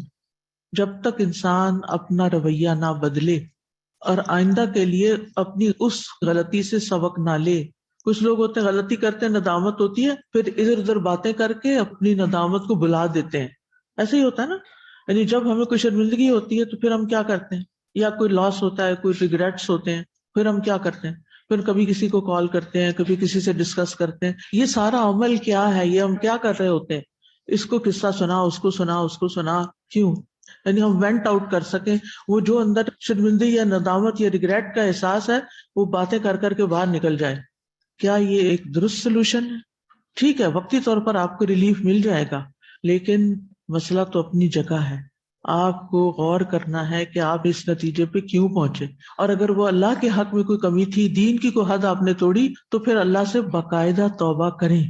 باقاعدہ توبہ کرنے کی ضرورت ہوتی ہے، خالی شرمندہ ہونے کافی نہیں. وہ توبہ کا ایک پارٹ ہے کہ آپ شرمندہ ہیں کہ آپ سے گناہ ہو گیا یا آپ نے جان بوجھ کے کر لیا، لیکن اب آپ عہد کر رہے ہیں کہ آئندہ میں ایسا نہیں کروں گا. یہ عہد کس نے کیا تھا؟ جن سے بائی مسٹیک قتل ہو گیا تھا، موسیٰ علیہ السلام. فلن اکون ظہیرا للمجرمین، آج کے بعد تو میں مجرموں کا کبھی ساتھ نہیں دوں گا. ٹھیک ہے نا؟ تو بات یہ ہے کہ ہر ندامت سزا کو ختم نہیں کرتی، لیکن وہ کون سی ندامت ہے جو سزا کو ختم کر دیتی ہے؟ تو وہ ندامت ہے خالص اور سچی توبہ میں جو ندامت پائی جاتی ہے، جس میں انسان آئندہ گناہ نہ کرنے کا عزم کرتا ہے، جس میں انسان اپنی کوتاہی پر افسوس کرتا ہے، جس میں انسان لوگوں کا حق لوٹاتا ہے. الا من تاب وآمن وعمل عملا صالحا، یہ جو عملا صالحا، اس میں دونوں چیزیں آتی ہیں. اپنی ذات میں بھی اصلاح کر لیتا ہے، اور اگر کسی کا حق مارا ہے تو واپس کر دیتا ہے، اس پہ ڈٹا نہیں رہتا. کسی کا مال چرایا ہے یا کسی کے اوپر کوئی الزام لگایا ہے یا کسی کے خلاف کوئی ناروا بات کی ہے تو سوری کر لیتا ہے. فَأُولَٰئِكَ يُبَدِّلُ اللَّهُ سَيِّئَاتِهِمْ حَسَنَاتٍ وَكَانَ اللَّهُ غَفُورًا رَحِيمًا. مگر جس نے توبہ کی اور ایمان لایا اور نیک عمل کیے تو یہی لوگ ہیں کہ اللہ ان کی برائیوں کو بھلائیوں سے بدل دے گا، اور اللہ بہت بخشنے والا، نہایت رحم کرنے والا ہے. اور جو کوئی توبہ کرے اور نیک عمل کرے تو یقیناً وہ اللہ کی طرف پلٹ آتا ہے، خوب پلٹنا. ٹھیک ہے، توبہ کر کے نیک عمل کرنے والا ہی دراصل اللہ کی طرف پلٹتا ہے، وہ سچا توبہ کرنے والا ہے. ایسے لوگوں کی برائیاں بھی نیکیوں میں بدل جاتی، یعنی وہ جو آپ کی ریگریٹ اور شرمندگی کے احساسات ہیں اور رونا دھونا ہے اور اللہ کے حضور معافی مانگنی ہے، پھر اس سے کیا ہوگا کہ وہ جو گناہ تھا وہ دھل دھل دھل کے کیا بن جائے گا؟ نیکی بن جائے گا. پھر ایک اور سبق ہمیں اس آیت سے ملتا ہے کہ نافرمانی کرنے والا اگر سچی توبہ نہیں کرتا، اللہ کے آگے نہیں روتا، حق نہیں لوٹاتا، معافی نہیں مانگتا، تو یہ ندامتیں اور یہ حسرتیں اس کے دل کے اندر ایک تنگی پیدا کرتی، اس کا دل گھٹنے لگتا ہے، اس کا غم بڑھنے لگتا ہے، اس کے نفسیاتی مسائل بڑھنے لگتے ہیں. تو عام طور پر تو سائیکیٹرسٹ پھر کیا کہتے ہیں کہ تم پھر بس بول دو جو دل میں، نکال دو. وہ نکال بھی دے لیکن جہاں نکالنا چاہیے، جس سے معافی مانگنی چاہیے، اگر آپ وہاں تک نہیں نہ پہنچے تو کیا ہوگا؟ مسئلہ نہیں حل ہوگا. وہ وقتی طور پر آپ کو تھوڑا سا ریلیف ہو جائے گا کسی کی باتوں سے، لیکن دوبارہ پھر آپ وہیں لوٹ جائیں گے، پھر وہیں لوٹ جائیں گے. تو اس لیے بہت ضروری ہے کہ انسان اللہ سبحانہ و تعالیٰ کے حضور سچی توبہ کرے. اب یہاں پر آپ دیکھیں کہ یہاں اس نے یہ کہا یا ویلتا، تو صرف یا ویلتا، ہائے میری شرمندگی، ہائے افسوس کہ میں نے کیا کر دیا، بس اس حد تک بات تھی. لیکن جرم سے توبہ نہیں کی کہ اس پر معافی مانگے یا کچھ کرے. تو جو مجرم انسان ہوتا ہے وہ پھر اپنے اندر ایک نفسیاتی جنگ کا شکار ہو جاتا ہے اور اپنے آپ کو ہی ملامت کرتا رہتا ہے، اور پھر اس کی پریشانیوں میں اضافہ ہی ہوتا چلا جاتا ہے. تو اس لیے ہمارا دین بڑا ہی خوبصورت دین ہے جو ہمیں سکھاتا ہے کہ اگر تم اللہ کے راستے سے دور گئے ہو تو کیا کرو؟ واپس پلٹا. توبہ کا کیا مطلب؟ واپس پلٹا. تو ایک درجہ ہوتا ہے گناہگاروں کی توبہ کا، ٹھیک ہے، اور ایک ہوتا ہے متقین کی انابت کا، جو اس سے اوپر کا درجہ ہے. توبہ کرنے والا گناہ سے توبہ کرتا ہے، اور منیب الا من اتی اللہ بقلب سلیم، اور پھر جاء بقلب منیب، وہ قلب منیب والا ہر چھوٹی بڑی بات پر اپنا چیک رکھتے ہوئے اللہ کی طرف لوٹتا رہتا ہے. اور اگر انسان یہ نہیں کرتا تو پھر چھوٹا جرم، چھوٹا گناہ، چھوٹی بات جس پہ اس نے توبہ نہیں کی، وہ بڑھتے بڑھتے بڑھتے اس کا ایک میجر نفسیاتی مسئلہ بنا دیتی ہے اس کا. اور پھر انسان ہلاکت کو پکارتا ہے، یا ویلتا، اے میری ہلاکت، یا ویلتی. ہلاکت کیوں پکارتا ہے؟ آپ کو پتہ نہیں کہ ایسے لوگ پھر سوئسائڈل ہو جاتے ہیں، وہ اپنے آپ کو ہی ہلاک کر دینا چاہتے ہیں. جو لوگ نفسیاتی مرض کا شکار ہوتے ہیں، جب وہ مرض اپنی حد کراس کر جاتی ہے، لا علاج ہو جاتی ہے، تو پھر یا ویلتا. یہ بڑا اپروپریٹ لفظ ہے جو یہاں پر آیا ہے کہ اس نے یعنی پھر الٹیمیٹلی اپنی ہلاکت ہی پکاری. اور یہاں تو یہ لگتا ہے نا کہ جیسے اس نے کبے کو دیکھا اور قبر کھودتے، اور پھر یعنی یہ نہیں اس سے پتہ چلتا کہ صرف ایک ہی دفعہ اس کی یہ ریگریٹ تھی یا ساری زندگی کے لیے رہ گئی. کیونکہ ایسے خیالات انسان کو بار بار آتے رہتے ہیں، ہائے میں نے فلاں موقع پر یہ کیا تھا، مجھے یہ نہیں کرنا چاہیے تھا. تو اب کیا ہے، اگر کیا تھا نہیں کرنا چاہیے تھا، آپ نے اعتراف کر لیا، اب اللہ سے معافی مانگ لیں اور اس کے بدلے میں کوئی نیک کام کریں، کیونکہ ان الحسنات یذھبن السیئات. اور اس سے کیا ہوتا ہے، اور اس میں خاص طور پر صدقہ بہت فائدہ دیتا ہے، کیونکہ صدقے سے دل کی تنگی کا علاج ہوتا ہے. صدقہ بیماریوں کا علاج بھی ہے نا، تو داؤ مرداکم بصدقات، اپنے مریضوں کا علاج صدقے سے کرو. اب یہ جو صدقہ ہے یہ صرف جسمانی بیماریوں کا علاج، عام طور پر تو ہماری جسمانی بیماریوں کا علاج اس سے کرتے ہیں. کوئی بیمار ہو گیا، زیادہ خطرناک بیماری آ گئی تو کیا کرتے ہیں، کیا کرو؟ صدقے میں کیا کرو؟ بکرا دے دو. کون سا بکرا؟ کبے جیسا. یہ کانسیپٹ ہے نا، اس کی بیس ہے، یعنی کالے کی تو نہیں لیکن صدقے کی بہرحال ایک بیس ہے. اب اس پروسیس کے اوپر کبھی غور کیجئے کہ انسان اپنا بیگ کھولتا ہے، اس میں سے کچھ نکالتا ہے اور ڈالتا ہے، اور پھر بالآخر اپنے ساتھ لڑ کے نکال لیتا ہے اور ڈبے میں ڈال دیتا ہے. یہاں سے نکل کے وہاں چلا گیا، جدائی ہو گئی. تھوڑی دیر کیا ہوگا، جس وقت تک آپ نے نکالا نہیں نا، صرف اس وقت تک آپ کے اندر ایک کشمکش ہوگی، ایک گھٹن سی ہوگی. جس وقت وہ نکل جائے گا تو یہ ریورس ہو جائے گی فیلنگ. کیا؟ سکون لوٹ آئے گا. اب آپ نے اپنے نفس کے خلاف جا کر کیا کیا؟ صدقہ کیا یا کوئی بھی نیکی کا کام کیا. صدقے کی کئی قسمیں بھی ہیں نا، صرف مال نہیں، کئی قسمیں صدقہ کرنے. الکلمۃ الطیبۃ صدقہ. ایک شخص کا ہر وقت موڈ آف رہتا ہے، آپ کو اس سے بات کرنا بڑا ہی مشکل لگتا ہے، لیکن آپ اس سے پھر بھی اچھے طریقے سے بولتے ہیں، دل نہیں کر رہا آپ کا، تو ہو سکتا ہے کہ وہ اسمائل ہی کر دے. تو پھر کیا ہوگا، واپس آپ کو کیا ملے گا؟ آپ کی اپنی گھٹن. وہ جو کولڈ وار چل رہی تھی نا گھر میں دو لوگوں کے بیچ میں، وہ ختم ہو جائے گی اور آپ ریلیکس ہو جائیں گے. آپ اس بیماری سے باہر نکل آئیں گے، آپ اس دل کی تنگی سے باہر نکل آئیں گے. وَأُحْضِرَتِ الْأَنفُسُ الشُّحَّ. تو شح کا علاج صدقے میں ہے، دوسروں کے ساتھ بھلائی کرنے میں، کسی بھی قسم کی بھلائی جو آپ کر سکیں. یعنی دل کی تنگی کا علاج قرآن کی تلاوت سے بھی ہوتا ہے، لیکن دل کی تنگی کا علاج خدمت خلق سے بھی ہوتا ہے.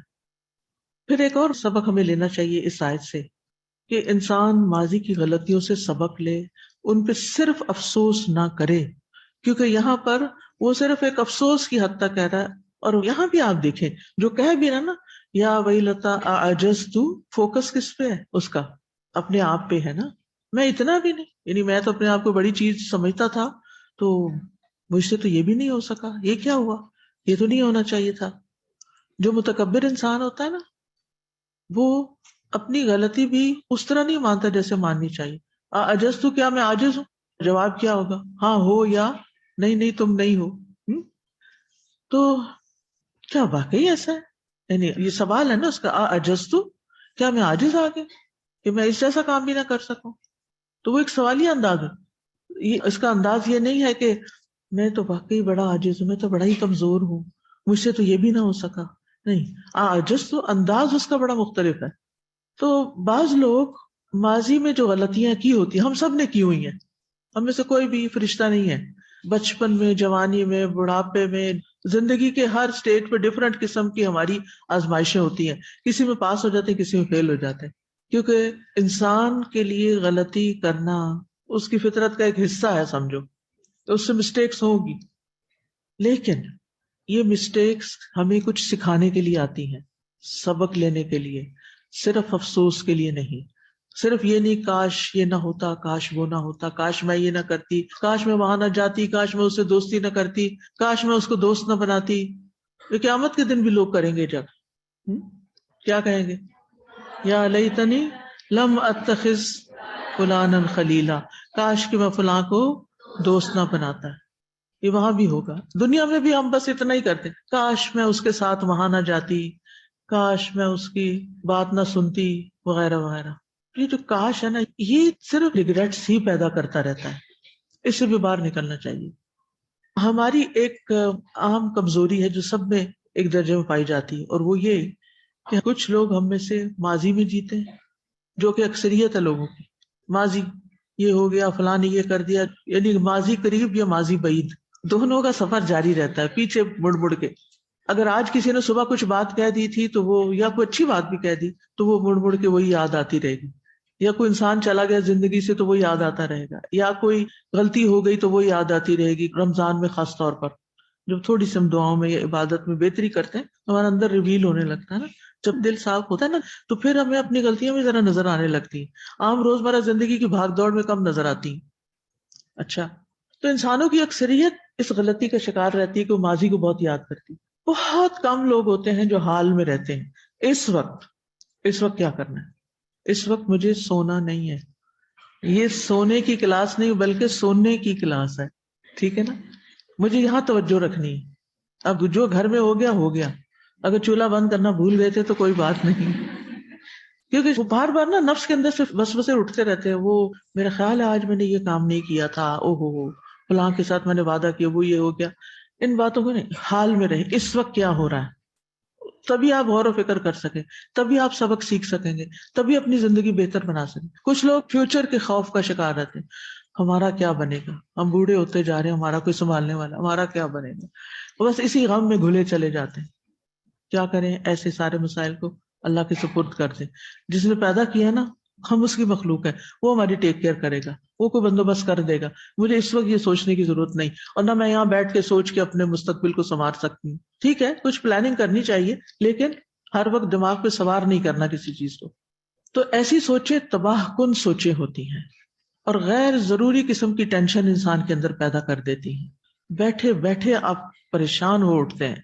اور ایسی ٹینشن جو ہوتی ہے وہ ایک ہلاک کرنے والی چیز ہوتی ہے انسان کو، اور جس سے کئی قسم کی بیماریاں بھی پیدا ہوتی ہیں.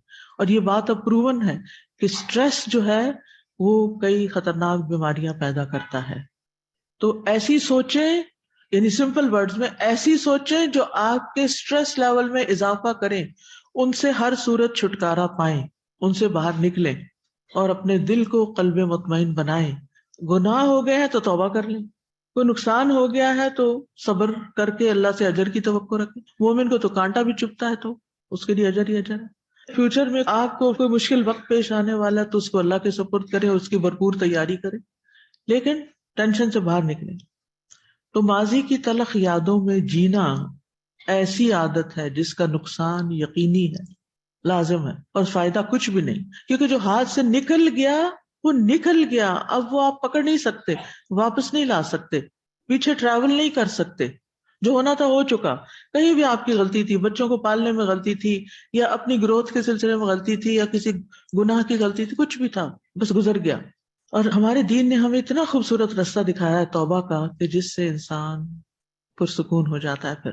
کیونکہ صرف افسوس کرتے رہنا، صرف ذہن میں تلخ باتیں یاد رکھنا، نیگیٹیوٹی رکھنا، یہ عقل مند انسان کے لیے فائدہ نہیں. عقل مند انسان وہ ہے اس کو اس وقت زندگی میں نیکی کرنے کے، اچھے کام کرنے کے بھرپور مواقع ملے ہوئے ہیں، اور وہ ہر موقع سے فائدہ اٹھا رہا ہے. دیکھیں ایک الرٹ مائنڈ کا انسان ہی ہر موقع سے فائدہ اٹھائے گا.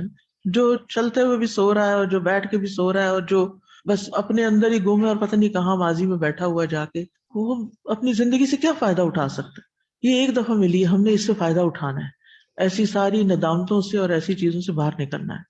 اب اس کے لیے تھوڑا سا اپنا ذاتی جائزہ لے لیں، اپنے اوپر کام کریں، اپنی جرنلنگ جو میں نے آپ کو کہا کریں، لکھ لیا کریں کچھ چیزیں.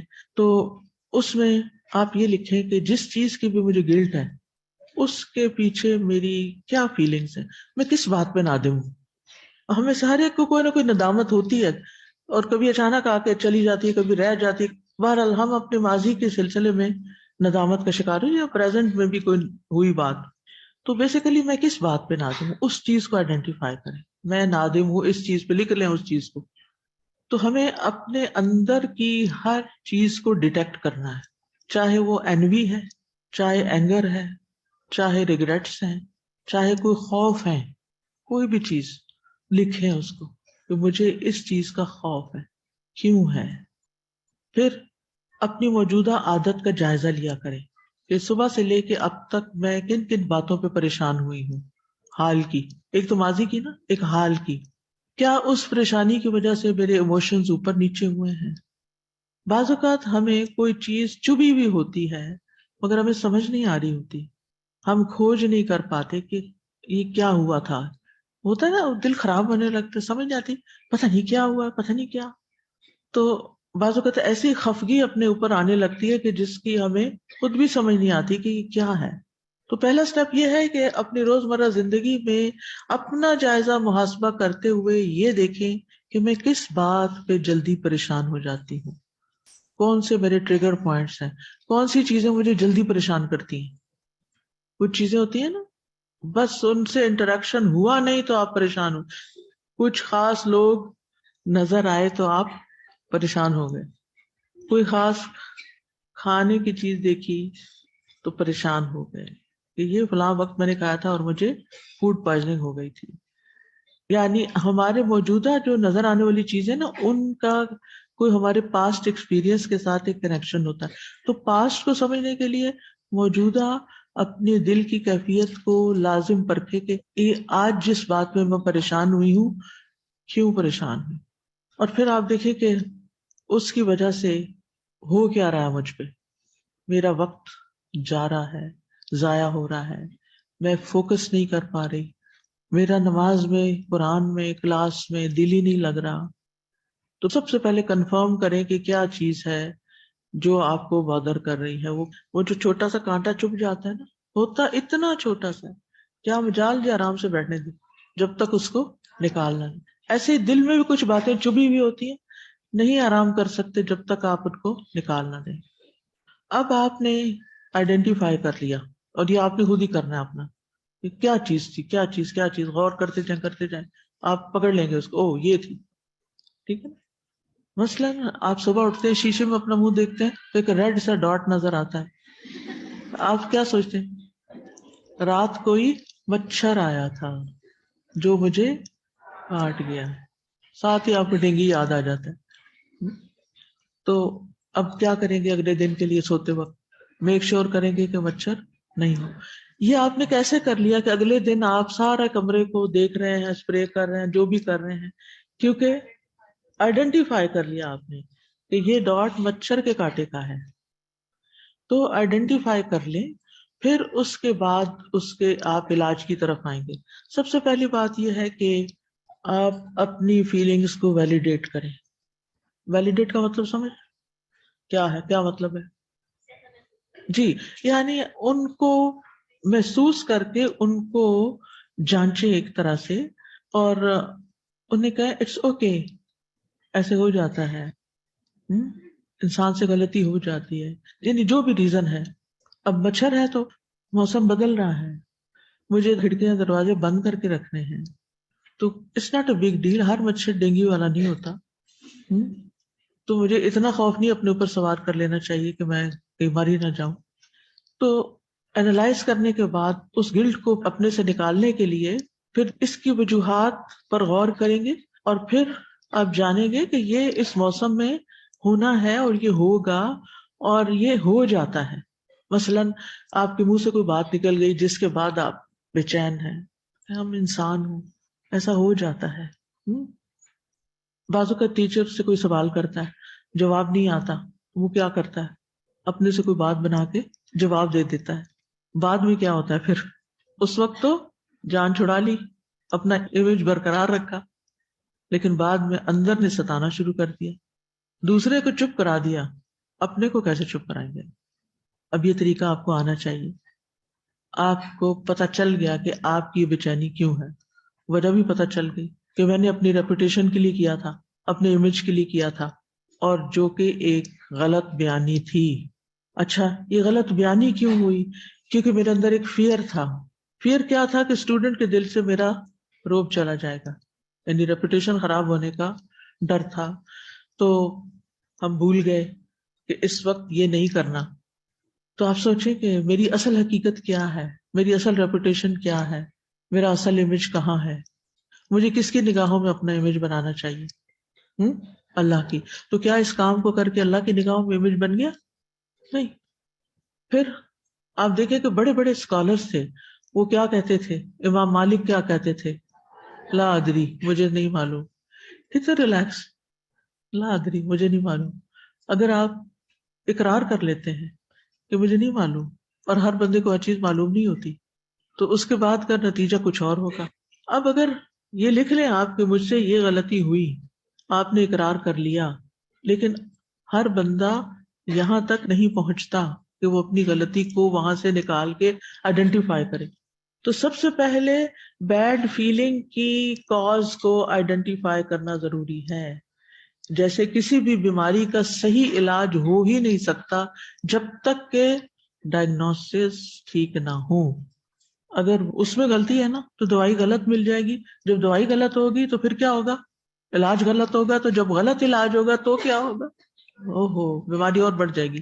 ہم عام طور پر اس طرح کی روحانی بیماریوں میں یا ان گلٹس کے علاج میں غلط طریقہ علاج استعمال کرتے ہیں، جس کی وجہ سے وہ پریشانی وقتی طور پہ دب جاتی ہے، لیکن وہ کسی اور شکل میں نکل آتی ہے، وہ کچھ اور بن جائے. پھر ہمارے چڑچڑا پن پیدا ہوتا ہے، بیہیویئر ایشو آ جاتے ہیں. کبھی لوگ ڈھیٹ ہو جاتے ہیں، کبھی ضدی ہو جاتے ہیں، کبھی ان کو پرواہ ہی نہیں رہتی. کیا یہ سب ہیلتھی ایٹیٹیوڈ؟ یہ ہیلتھی نہیں ہے. ٹھیک ہے. اب آپ دیکھیں کہ بعض لوگ، جیسے پہلے میں نے کہا، کہ صرف دوسروں کو جا کے بتاتے ہیں کہ ہم سے یہ ہو گیا اور ہماری یہ پریشانی ہے، لیکن کتنے لوگ ہوتے ہیں کہ جو ایمپتھی رکھتے ہیں. ایمپتھی کا مطلب پتہ ہے نا، کہ ان کو یہ احساس ہے کہ وہ سمجھتے ہوں آپ کی فیلنگس کو، اور آپ کے ساتھ ایک ہمدردی بھی رکھتے ہوں، اور آپ کی بات کو پوری طرح سمجھتے بھی ہوں. تو کئی دفعہ ایسے نہیں ہوتا کہ آپ کسی کو بڑا قابل سمجھ کے اس کے پاس جاتے ہیں دوا لینے اپنے مرض کی، اپنا مسئلہ ڈسکس کرنے، اور اس کا جواب اتنا پٹھا ہوتا ہے کہ آپ پہلے سے بھی زیادہ پریشانی لے کے لوٹتے ہیں، کوئی فائدہ نہیں ہوتا. اب آپ دیکھیں، اگر کوئی اسٹوڈنٹ آپ کے پاس آ کے کہتی ہے کہ ٹیچر مجھ سے غلطی ہوگی، میں نے آج چیٹنگ کر لی ہے پیپر میں، قبل تو کوئی کہے گا نہیں. لیکن اگر کوئی اپنا گلٹ دور کرنے کے لیے آ کے کنفیس کر رہا ہے، تو پھر کیا ہوگا؟ کیا واقعی وہ آپ کی بات سمجھے گی؟ یعنی آپ نے جس سے بات کی، اگر اس کے اندر ایمپتھی ہو تو وہ فوراً دیکھے گی کہ کیا ریزن بنی، یہ بچہ یہاں تک کیوں پہنچا، وہ اس کا علاج کرے گی. اور اگر اس کے اندر ایمپتھی نہیں تو وہ کہے گی آپ قرآن پڑھنے والے لوگ ہیں، آپ کے اندر خدا خوفی نہیں ہے، آپ پھر بھی ایسا کرتے، اور بات ختم، نصیحت ہو گئی. اس دن آپ بات کر رہی تھی کہ امر بالمعروف اور نہی عن المنکر کی جو شروط ہیں وہ داعی کو ضرور پڑھنی چاہیے. تو میں نے اس کو سرسری سا ہی پڑھا تھا، لیکن اس میں ایک چیز تھی کہ جو پہلے سے نادم ہو اس کو پھر نہیں انل منکر نہیں کیا جائے گا. یس، کتنی اچھی بات ہے نا یہ، کہ جو پہلے سے ہی ایک ریگریٹ لے کے آپ کے پاس آیا ہے تو آپ اس کو مزید ٹینشن دے رہے ہیں. یعنی ہر وقت لوگوں کو کہنا کہ کچھ خدا کا خوف کرو، تم میں تقویٰ نہیں، تم اللہ سے نہیں ڈرتے، تم قرآن پڑھتے اور عمل نہیں کرتے، ان تانوں سے اصلاح نہیں ہوتی، حالات درست نہیں ہوتے. یعنی امر بالمعروف تانا دینا نہیں ہے، بلکہ پہلے سچویشن کو پہچاننا ہے کہ اگلا شخص کس کیفیت میں ہے. کچھ لوگ نارمل طریقے سے بتا رہے ہوتے ہیں، کچھ لوگ شرمندگی سے بتا رہے ہوتے ہیں، کچھ لوگ رونا بھی شروع کر دیتے ہیں، کچھ لوگ جذباتی ہو جاتے ہیں. تو ہر ایک کا علاج الگ ہوگا. جیسے ایک سر درد ہوتا ہے، کہنے کو سر درد ہے، ہیڈ ایک ہے، کیا ڈاکٹر کے پاس جائیں تو سب کو ایک ہی دوا دیتا ہے؟ نہیں. تو بہرحال بہت دفعہ ہمیں کوئی ایسا مہربان نہیں ملتا جو ہمیں ہماری ریگریٹس سے نکالے. بعض ریگریٹس ایسی ہوتی ہیں یا بعض گناہ ایسے ہوتے ہیں کہ آپ ہر ایک کو بتا بھی نہیں سکتے، کیونکہ آپ کو پھر ڈر ہوتا ہے کہ اگر میں نے یہ بتائے تو میرا امیج خراب ہو جائے گا، وہ میرے بارے میں کیا سوچیں گے. اچھا، اب وہ جس کے پاس آپ گئے اس نے آپ کا ایک علاج تو کر لیا، آپ ایک اور ریگریٹ لے کے آ گئے. اب امیج کی ہو گئی پریشانی. پھر بار بار خیال آ رہا ہے وہ کیا سوچتی ہوگی، میں ایسی بری ہوں، وہ کیا سوچتی. اب آسمان سے گرے کھجور میں اٹکے. اور ایک عادت بھی بن چکی ہوتی ہے اس طرح کا انسان بنے رہنے کی. لیکن ان چیزوں سے انسان کی پروڈکٹیوٹی متاثر ہوتی ہے. آپ کی زندگی بڑی قیمتی ہے، آپ نے زندگی میں بہت کچھ کرنا ہے. ایسی پریشانیوں میں سوئے نہیں رہنا یا ان کو بلانے کے لیے غلط طریقے استعمال نہیں کرنے، ان کو آئیڈینٹیفائی کر کے پن پوائنٹ کر کے وہاں سے ان کو اپروٹ کرنا ہے. ٹھیک ہے، یعنی آئیڈینٹیفائی کیا، پھر ریزنز ڈھونڈی، پھر ویلیڈیٹ کیا کہ ایسی چیزیں انسانوں سے ہو ہی جاتی ہیں. انسان اپنی اوقات کو پہچانتا ہے کہ میں ایک کمزور انسان ہوں، یہ میرے خمیر میں ہے کہ مجھ سے غلطی ہوگی، میں سلپ ہوں گا. لیکن اصل بات یہ کہ اٹھنا کیسے ہے، سارا فوکس اس پہ ہونا چاہیے، ان اخلاقی برائیوں کو ختم کیسے کرنا ہے. اصل میں یہ کام تو ہمارے دین نے ہمیں دیا ہے، کنتم خیر امۃ اخرجت للناس تأمرون بالمعروف وتنہون عن المنکر. تو بہرحال میں طریقہ بتا رہی تھی کہ خالی نصیحتیں نہیں کر دینی کسی کو اگر کوئی آپ کے پاس آ جائے، بلکہ وجہ معلوم کرنی ہے کہ یہ یہاں تک پہنچا. ہو سکتا ہے یہ اسٹوڈنٹ سبق نہیں یاد کرتا، ہو سکتا ہے اس کے گھر کے حالات ایسے ہیں. مطلب ریزن تلاش کریں کہ وہ اس مصیبت میں پھنسا کیوں ہے. آپ استاد ہیں، آپ مینٹر ہیں، آپ فیسیلیٹیٹر ہیں، آپ ایک ہمدرد دوست ہیں. تو اگر کوئی آپ کے پاس اپنا مسئلہ لے کے آتا ہے تو آپ کو اس کی روٹس تک پہنچنے کی ضرورت ہے تاکہ وہاں سے آپ علاج شروع کریں. اگر آپ نے وہاں سے شروع نہیں کیا نا تو مسئلہ حل نہیں ہوگا. وہ چپ کر کے بےچارہ اپنی عزت بچا کے بیٹھ جائے گا، ڈانٹ ڈوٹ کا آ کے بات ختم ہو گئی. تو آپ کو کیا کرنا ہے، اوکے فائن، ایسا ہو جاتا ہے، انسان ہے، ہو سکتا ہے ہم نے بھی کبھی اسٹوڈنٹ لائف میں ایسے کیا ہو. لائٹلی اس بات کو لے کے پھر آپ اس کو اس میں سے نکالیں گے. ایک دم جمپ نہیں کرنا کسی کے اوپر، اور ان فیلنگس کو اگر کوئی ریگریٹ میں ہے یا آپ خود ہیں تو ان کو نارملائز کرنا ہے پہلے. اور پھر اگر انسان نارمل ہو جائے اور سوچنے سمجھنے کے قابل ہو جائے اور اینکشسنس سے انسان باہر نکل آئے تو اب انسان اس قابل ہوگا کہ کوئی سولوشن سوچ سکے. ٹھیک ہے. اور اگر آپ ٹیچر ہیں تو آپ آئندہ کے لیے سوچ کے رکھیں گے کہ اگر مجھ سے کبھی کسی طالب علم نے ایسا سوال کیا یا ایسا مسئلہ بتایا تو میں نے اس کے ساتھ کیا کرنا ہے. ایک دم غصے میں نہیں آنا. اسی طرح ماں ہے اگر آپ اور آپ کے بچے ہیں، بچے ڈر کے مارے اپنی غلطی نہیں بتاتے، چھپا دیتے ہیں، توڑ کے گلاس اوپر چپ کر کے باہر نکل جاتے ہیں کیونکہ ان کو پتا ہے کہ وہ تو ٹوٹا، ہمارا دل بھی ٹوٹے گا. تو وہ بتانے کی زحمت ہی نہیں کرتے. پھر جھوٹ آ جاتا ہے، نہیں اس نے توڑا ہوگا، میں نے نہیں توڑا. دیکھیں نا کتنی خرابیاں آگے نکل رہی ہیں. تو اس میں پھر جب ایک انسان ٹھنڈے دل سے اپنی فیلنگس کو ویلیڈیٹ کرنے کے بعد، ساری سچویشن کو سمجھنے کے بعد نارمل ہوتا ہے تو پھر اس کے بعد یہ ہے کہ انسان سوچنے کے قابل ہوتا ہے کہ اب میں نے کیا کرنا ہے. یعنی پھر سولوشنز آپ کو اللہ تعالیٰ سجھائے گا اور آگے آنے شروع ہو جائیں گے. ٹھیک. تو خلاصہ کیا ہے، فرسٹ اسٹیپ کیا ہے کہ اگر پریشانی یا ٹینشن ہو رہی ہے تو رک جائیں، غور کریں کس بات پہ، وجہ کیا ہے. جتنی وجوہات ظاہری طور پر محسوس ہوں لکھیں. آپ اپنی تھراپی خود کر رہے ہیں، اپنے تھراپسٹ خود ہیں، اور یہ آپ کو بننا پڑے گا. اور اگر آپ ہر وقت دوسروں پہ ریلائے کر رہے ہیں، ڈیپینڈنٹ ہیں، اب میں یہ فیل کر رہی ہوں، چلو میں اپنی دوست کو بتاتی ہوں میں یہ فیل کر رہی ہوں، اب میں اس کو کال کر لیتی ہوں، اب میں یہ کر لیتی ہوں، یہ سب غلط طریقے ہیں. اپنے اوپر خود ورک کریں، اپنی ذمہ داری خود لیں، اپنی اصلاح کا طریقہ خود سوچیں، اپنے آپ کو پہچانیں کہ مجھے کیا چیزیں پھر فائدہ دیتی ہیں. یعنی کب میں غمگین ہوئی تو غم سے نکلنے کے لیے مجھے کس چیز نے فائدہ دیا، وہ نوٹ کر لیں اپنی ڈائری میں، تاکہ آئندہ پھر دوبارہ اگر اسی سچویشن میں آپ پھنسے تو وہی حل دوبارہ کریں. تو ساری وجوہات نوٹ کریں، ایک ایک کو پرکھ کے دیکھیں، سوچیں کہ اس میں سے اصل سبب کیا ہے. سیکنڈ اسٹیپ، جب معلوم ہو جائے تو سوچنے کی کوشش کریں کہ میں نے کیوں کیا. ٹھیک ہے، کیا ہے، کیوں. پہلا ہے کیا کیا تھا، دوسرا ہے کیوں کیا تھا. اب اپنے آپ سے بھی نہیں شرمانا اور اپنے آپ سے بھی جھوٹ نہیں بولنا، اپنا سامنا کریں، اپنے آپ کو آئینے میں دیکھیں. اگر آپ نے اپنے آپ کو پہچان لیا نا تو یہ چیز آپ کی زندگی میں ایک انقلاب پیدا کر دے گی. اپنے ساتھ سچے ہو جائیے، یہ جملہ کبھی نہ بھولیں. اپنے ساتھ نہیں جھوٹ بولنا. یخادعون اللہ والذین آمنوا وما یخدعون الا انفسہم. یہ منافقانہ روش ہوتی ہے کہ انسان اپنے آپ کو دھوکے میں رکھتا ہے. سچی بات بتائیے اپنے آپ کو کہ میں نے یہ غلطی اس لیے کی تھی. ٹھیک ہے، اپنے آپ سے مزید سوال کیجیے، مجھے کیا خدشات لاحق تھے، کیا مجھے کوئی فائدہ چاہیے تھا، کیا مجھے کوئی تعریف چاہیے تھی، کیا مجھے کسی مالی چیز کے کھو جانے کا ڈر تھا، یا مجھے یہ ڈر تھا کہ لوگ مجھے جج کریں گے، یعنی میرے بارے میں ججمنٹل ہوں گے، لوگ میرے بارے میں کیا کہیں گے.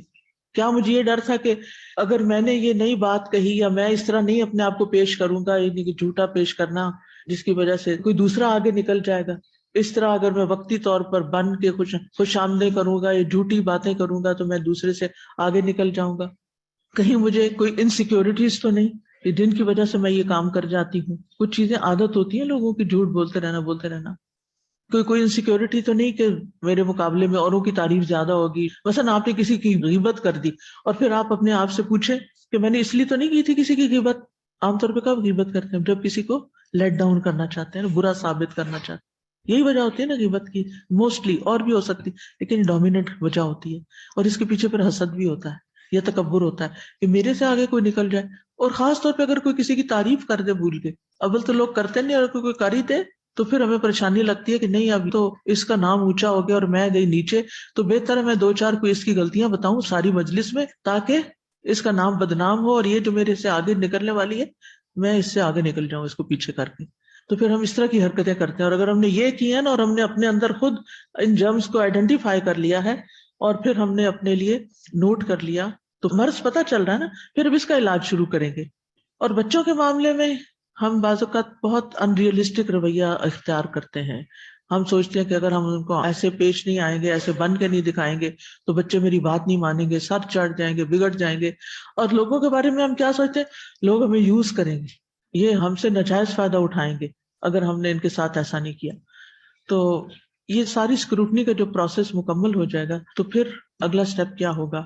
پھر اب آپ ان میں سے ایک ایک ریزن کو سوچ کر اس کا علاج ڈھونڈیں گے اور آپ اس اینکشسنس سے نکل آئیں گے. اب آپ آ جائیں گے اس موقع پر کہ اگر آپ کے دل میں یہ خیال آ رہا ہے کہ کسی اور کی عزت مجھ سے زیادہ ہو جائے گی، تو اب آپ قرآن پڑھنے والے ہیں ماشاءاللہ، آپ کو اس کا جواب قرآن سے مل جائے گا. کیا ہے؟ ان العزت للہ جمیعا. اگر آپ کو یہ ہو کہ اس کی جاب کی پروموشن ہو جائے گی اور مال میں آگے نکل جائے گا تو کیا جواب دیں گے اپنے آپ کو؟ واللہ خیر الرازقین ان اللہ هو الرزاق ذو القوۃ المتین. جتنا میرا رزق ہے وہ مجھے مل کے رہے گا، کوئی پیچھے نہیں کر سکتا. کوئی اور راستہ کھل جائے گا، ضروری نہیں کہ اسی راستے سے ملے، اللہ تعالیٰ کوئی اور اپرچونٹیز نکال دے گا. اور کیا خوف ہوتا ہے جس کی وجہ سے ہم گناہ کر جاتے ہیں. ابھی چونکہ یہ بہت نئی باتیں ہیں نا، جب آپ ان کو لکھیں گے نا، لکھ کے سچ بولیں گے، بے شک کاغذ پھاڑ دیں بعد میں، اگر تو ڈائری میں لکھیں اور لکھے رہے اور ڈائری چھپا لیں، لاک لگا لیں تو کوئی بات نہیں، ہو تو زیادہ ہی اچھا ہے. لیکن یہ آپ کو کرنا پڑے. جب تک آپ اپنے لیے خود ایسا کریں گے نہیں نا، اپنے غلط عمل کی وجوہات تلاش نہیں کریں گے تو آپ علاج نہیں کر سکتے. جو فیئرز ہیں نا آپ کے، جن فیئرز کی بنا پہ آپ نے یہ غلط کام کیا، چیٹنگ کی یا غیبت کی یا جھوٹ بولا یا جو بھی غلط کام کیا یا کسی پہ بہتان لگایا، تو پھر کیا ہوگا؟ پھر آپ ان وجوہات کو اپنی بیماری کی سمٹم سمجھ کر ان کا علاج کریں گے. ٹھیک ہے؟ اور پھر قرآن و سنت سے مدد لیں گے، پھر دعا سے مدد لیں گے، پھر یہ آخری سٹیپ کے طور پر آئے گا. یہاں سے پتہ چلے گا کہ آپ نے اپنی غلطی بھی پہچان لی اور اس پر اللہ تعالیٰ کے سامنے شرمندہ بھی ہیں، اور آپ اس کی اصلاح بھی کرنا چاہتے ہیں، اور آپ اس سے نکلنا چاہتے ہیں. پھر آپ ایک ہلکے پھلکے انسان ہوں گے. اور آپ جب نماز پڑھیں گے تو آپ کی نماز کا لیول ہی کچھ اور ہوگا. پھر بار بار وہی خیال نہیں آئے گا. آپ قرآن پڑھیں گے، آپ پڑھائیں گے، آپ کسی سے بات کریں گے، اللہ تعالیٰ آپ کی زبان پہ حکمت جاری کر دے گا، کیونکہ آپ اپنے اوپر سخت مشقت کر چکے ہیں، آپ اپنے ساتھ کام کر چکے ہیں، آپ اپنے آپ کو پہچان چکے ہیں. جو اپنے آپ کو پہچان لیتا ہے نا، اور اپنی غلطیوں کو پہچان لیتا ہے، اس کو دوسروں کو پہچاننے میں بھی دیر نہیں لگتی، کیونکہ اسے پتا ہم سب انسان ایک جیسے ہی ہیں نا. کوئی آپ کے پاس مسئلہ لے کر آتا ہے تو آپ کو فوراً سمجھ آ جاتا ہے، کیونکہ آپ خود اس پروسیس سے اپنے آپ کو گزار چکے ہوتے ہیں. پھر آپ کو لوگوں سے ہمدردی بھی ہوگی، پھر آپ لوگوں کو رستہ بھی بتائیں گے، پھر آپ دوسروں کے فائدے کے بن جائیں گے. تو خیر الناس ہی انفعہم للناس، لوگوں میں بہترین انسان وہ ہے جو لوگوں کے لیے سب سے زیادہ نفع مند ہے. رات کو نیند بھی اچھی آئے گی، ایسا قلب مطمئنہ نصیب ہوگا انشاءاللہ کہ موت کے وقت بھی ایک سکون ہوگا کہ دنیا سے جا رہے ہیں. یا ایتھا النفس المطمئنہ، اس کو اچیو کرنا یہ ہمارا ٹارگٹ ہے، گول ہے. اور یہ واقعات ہم اسی لیے پڑھ رہے ہیں کہ ان سے سبق لے کر ہم اپنے آپ کو ان غلطیوں سے بچائیں کہ جس میں دوسرے پڑ گئے. تو کرنے کے کام کیا ہے کہ اللہ سے معافی کی امید رکھنی ہے، اللہ کی رحمت کی امید رکھنی ہے. جیسے ہی گناہ ہو جائے فوراً توبہ کرنی ہے، اور سچی توبہ کرنی ہے. اور سچی توبہ یہ ہے کہ گناہ کی طرف دوبارہ نہیں پلٹنا، اپنی غلطیوں کا اعتراف کرنا ہے، گناہوں پہ نادم ہو کر آئندہ نہ کرنے کا عزم کرنا ہے. صرف ندامت نہیں بلکہ اس کے ساتھ استغفار بھی، اور گناہوں سے ڈرتے رہنا ہے. اللہ تعالیٰ سے دعا ہے کہ وہ ہمیں ان سارے نیک کاموں کی توفیق دے. وآخر دعوانا ان الحمد للہ رب العالمین. سبحانک اللہم و بحمدک، اشہد ان لا الہ الا انت، استغفرک و اتوب الیک. السلام علیکم و رحمۃ اللہ وبرکاتہ. فاقصص القصص لعلهم يتفكرون. الله أكبر الله أكبر الله أكبر لا إله إلا الله والله أكبر الله أكبر ولله الحمد الله أكبر الله أكبر الله أكبر لا إله إلا الله والله أكبر الله أكبر ولله الحمد. السلام علیکم ورحمۃ اللہ وبرکاتہ. جی الحمدللہ، بہت ہی زبردست سیکھنے کی چیزیں تھیں. یہ بتائیے کہ آپ کو نماز کے بارے میں کھڑے ہو کر اور بیٹھ کے پڑھنے میں کوئی فرق لگا؟ جو آپ نے لکھا کہ اگر کسی کو بتانا ہو تو کیسے موٹیویٹ کیا جائے ان کو. اور یہ بتائیے کہ آپ کسی کو یہ بات جو ہے وہ کس انداز میں بتائیں گے نا، کیونکہ کبھی کبھی ہمیں جب کوئی چیزیں پتہ چلتی ہیں نا تو کیا ہوتا ہے کہ ہمیں ایک دم سے ہو جاتا ہے کہ بس دیکھو یہ فلاں جو ہے نا یہ تو بیٹھ کے نماز پڑھتا ہے، اور ایک دم سے تھوڑی سٹریس آ جاتی ہے. ہوتا ہے صاحب کے ساتھ کہ ایک دم سے دل جاتا ہے جو کچھ سنے ایک ہی وہ کیا کہتے ہیں سٹنگ میں سارا کچھ، سارا علم جو ہے نا ڈھیل دیا جائے. آہستہ آہستہ، ٹھیک ہے نا، کیونکہ ہمارے بتانے کے انداز سے نا اگلا انسان جو ہے نا وہ الرٹ ہو جاتا ہے. اگر ذرا سا بھی اس میں ہو نا جی خلوص نیت کے ساتھ، حکمت کے ساتھ، لوگوں کو نا ہم نے شوق پیدا کرنا ہے، ان کے اندر ہم نے نا یہ انانی جگانی ان کی، کہ ان کو شرمندگی ہو کہ اچھا وہ یہ جو کام کر رہے تھے ان کو اجر کم مل رہا تھا. تو بہت ہی طریقے سے، اور یہ پھر سچویشن کے مطابق ہوگا کہ کون ہے جس کو آپ بتانے لگے، آپ سے بڑا ہے، آپ کی ایج کا ہے، مرد ہے یا عورت ہے.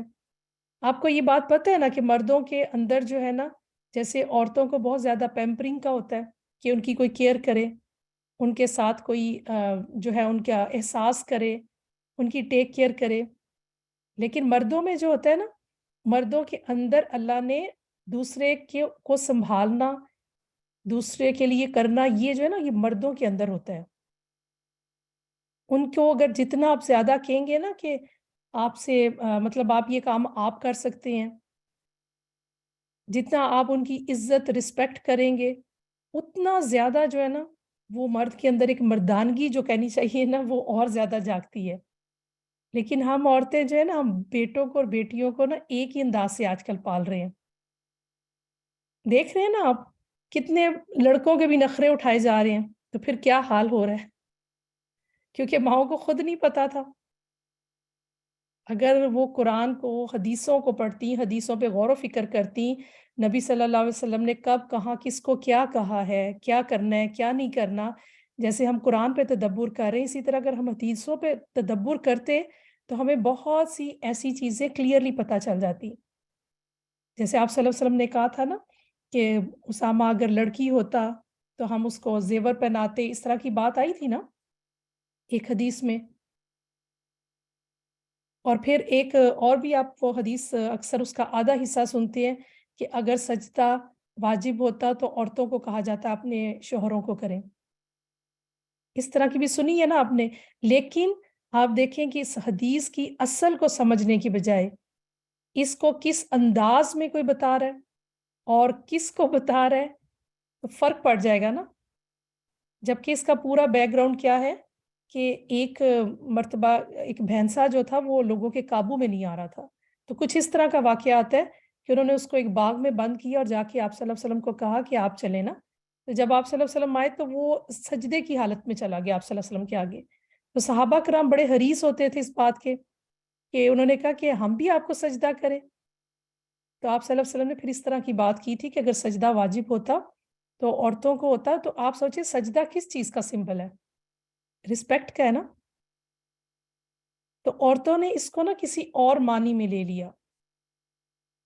جی عاجزی بھی، لیکن کسی کی رسپیکٹ کرنا، ٹھیک ہے نا. کیونکہ جب آپ اس کو اپنے اردو والے الفاظ میں ہم لیتے ہیں نا تو وہ عورتوں کو ایک دم سے لگتا ہے کہ اچھا کیا ہماری پھر کوئی عزت نہیں ہے، مطلب مردوں کی جو ہے وہ پھر ایسے لگتا ہے جیسے کوئی بادشاہ اور آقا. جی تعظیم، رسپیکٹ. اور اس سے پھر یہ نہیں پتا چلتا، اس سے سیکرٹ پتا چلتا ہے کہ دیکھنے میں مرد اور عورت ایک جیسے ہیں لیکن اندر پروگرامنگ ڈیفرنٹ ہے. اگر ہم یہ باتیں سمجھتے نا تو ہم یہ عورت اور مرد کا مقابلہ اور یہ ان چیزوں میں نہ پڑتے، اور آج مردوں میں سے وہ مردانگی ہم ختم نہ کر دیتے. یہ ماؤں نہیں کیا نا، کہ بیٹوں کو نہیں سمجھا کہ بیٹوں کے اندر کس طرح کی جو ہے ان کی وہ فیلنگ ہے، یا ایک بہادر بیٹا بنانے کے لیے صحابیات کو نہیں پڑھا، صحابیات کی لائف نہیں دیکھی، انہوں نے کیسے بچے ریز کیے نا. تو جب ہم نے ان کو نہیں دیکھا تو ہم نے بس دیکھا دیکھی دنیا میں جو ہے نا وہ شروع کر دیا. تو کیا ہوا کہ وہ پھر بعد میں بس شکوے شکایتیں. جی قوام ہے بالکل. اور آپ کو بھی پتا ہے کہ ہم جتنا مرضی کہہ لیں، آپ دیکھیں بہت بھاری چیز جو ہے ہم سب جانتے ہیں، چاہے عورت جتنی مرضی طاقت والی ہو، لیکن اللہ نے جو صلاحیت مردوں کے اندر رکھی ہے، جی ایسی بلا وجہ کی جنگ جاری کر دی ہے. جبکہ آپ دیکھیں نا جس طرح آپ سمجھ رہے ہیں چیزوں کو، واقعات کو دیکھ رہے ہیں، حکمت دیکھ رہے ہیں، کیسے ہمیں پتا چل رہا ہے کہ ندامت کا. اور ہم ندامت کیا سمجھتے تھے جب ہمیں شیطان کی اور آدم علیہ السلام کا ہم نے واقعہ پڑھا تو آپ سوچیں ندامت کو ہم کیسے لے رہے تھے نا. تو چلیں آپ دیکھتے ہیں کچھ چیزیں ہم جو ہے کہ حابیل اور قابیل کے قصے میں جو آیت نمبر 31 ہے، اس میں فَأَصْبَحَ مِنَ النَّادِمِينَ. اب یہ بتائیے کہ جب آپ نے آدم علیہ السلام کے واقعے میں ندامت کا سنا تو بس ایک ندامت ندامت ندامت آ گیا کہ بس جی ندامت ہونی چاہیے اندر نا. تو ندامت کی کتنی طرح کی ہوتی ہے؟ 2 طرح کی. چلیں دیکھتے ہیں. اس کا مطلب ہے کہ ایک قابل تعریف ہے وہ ندامت ہوتی ہے جو انسان کو توبہ کی طرف لے جاتی ہے، ٹھیک ہے نا، کوئی رزلٹ نکلتا ہے ندامت کا. آپ کوئی بھی گھر میں چیز لے کے آتے ہیں، اگر اس کا کوئی استعمال نہیں ہے یا اس کا کوئی آگے آپ کو نظر نہیں آ رہا تو وہ کسی کام کی نہیں ہے نا. پھر قابل مذمت وہ ندامت ہوتی ہے جو عاجز، ناکام اور خسارہ اٹھانے والے انسان کی ندامت ہوتی ہے. اور آپ کو پتہ ہے یہی والی پھر سٹریس بنتی ہے، یہی ڈپریشن میں لے جاتی ہے.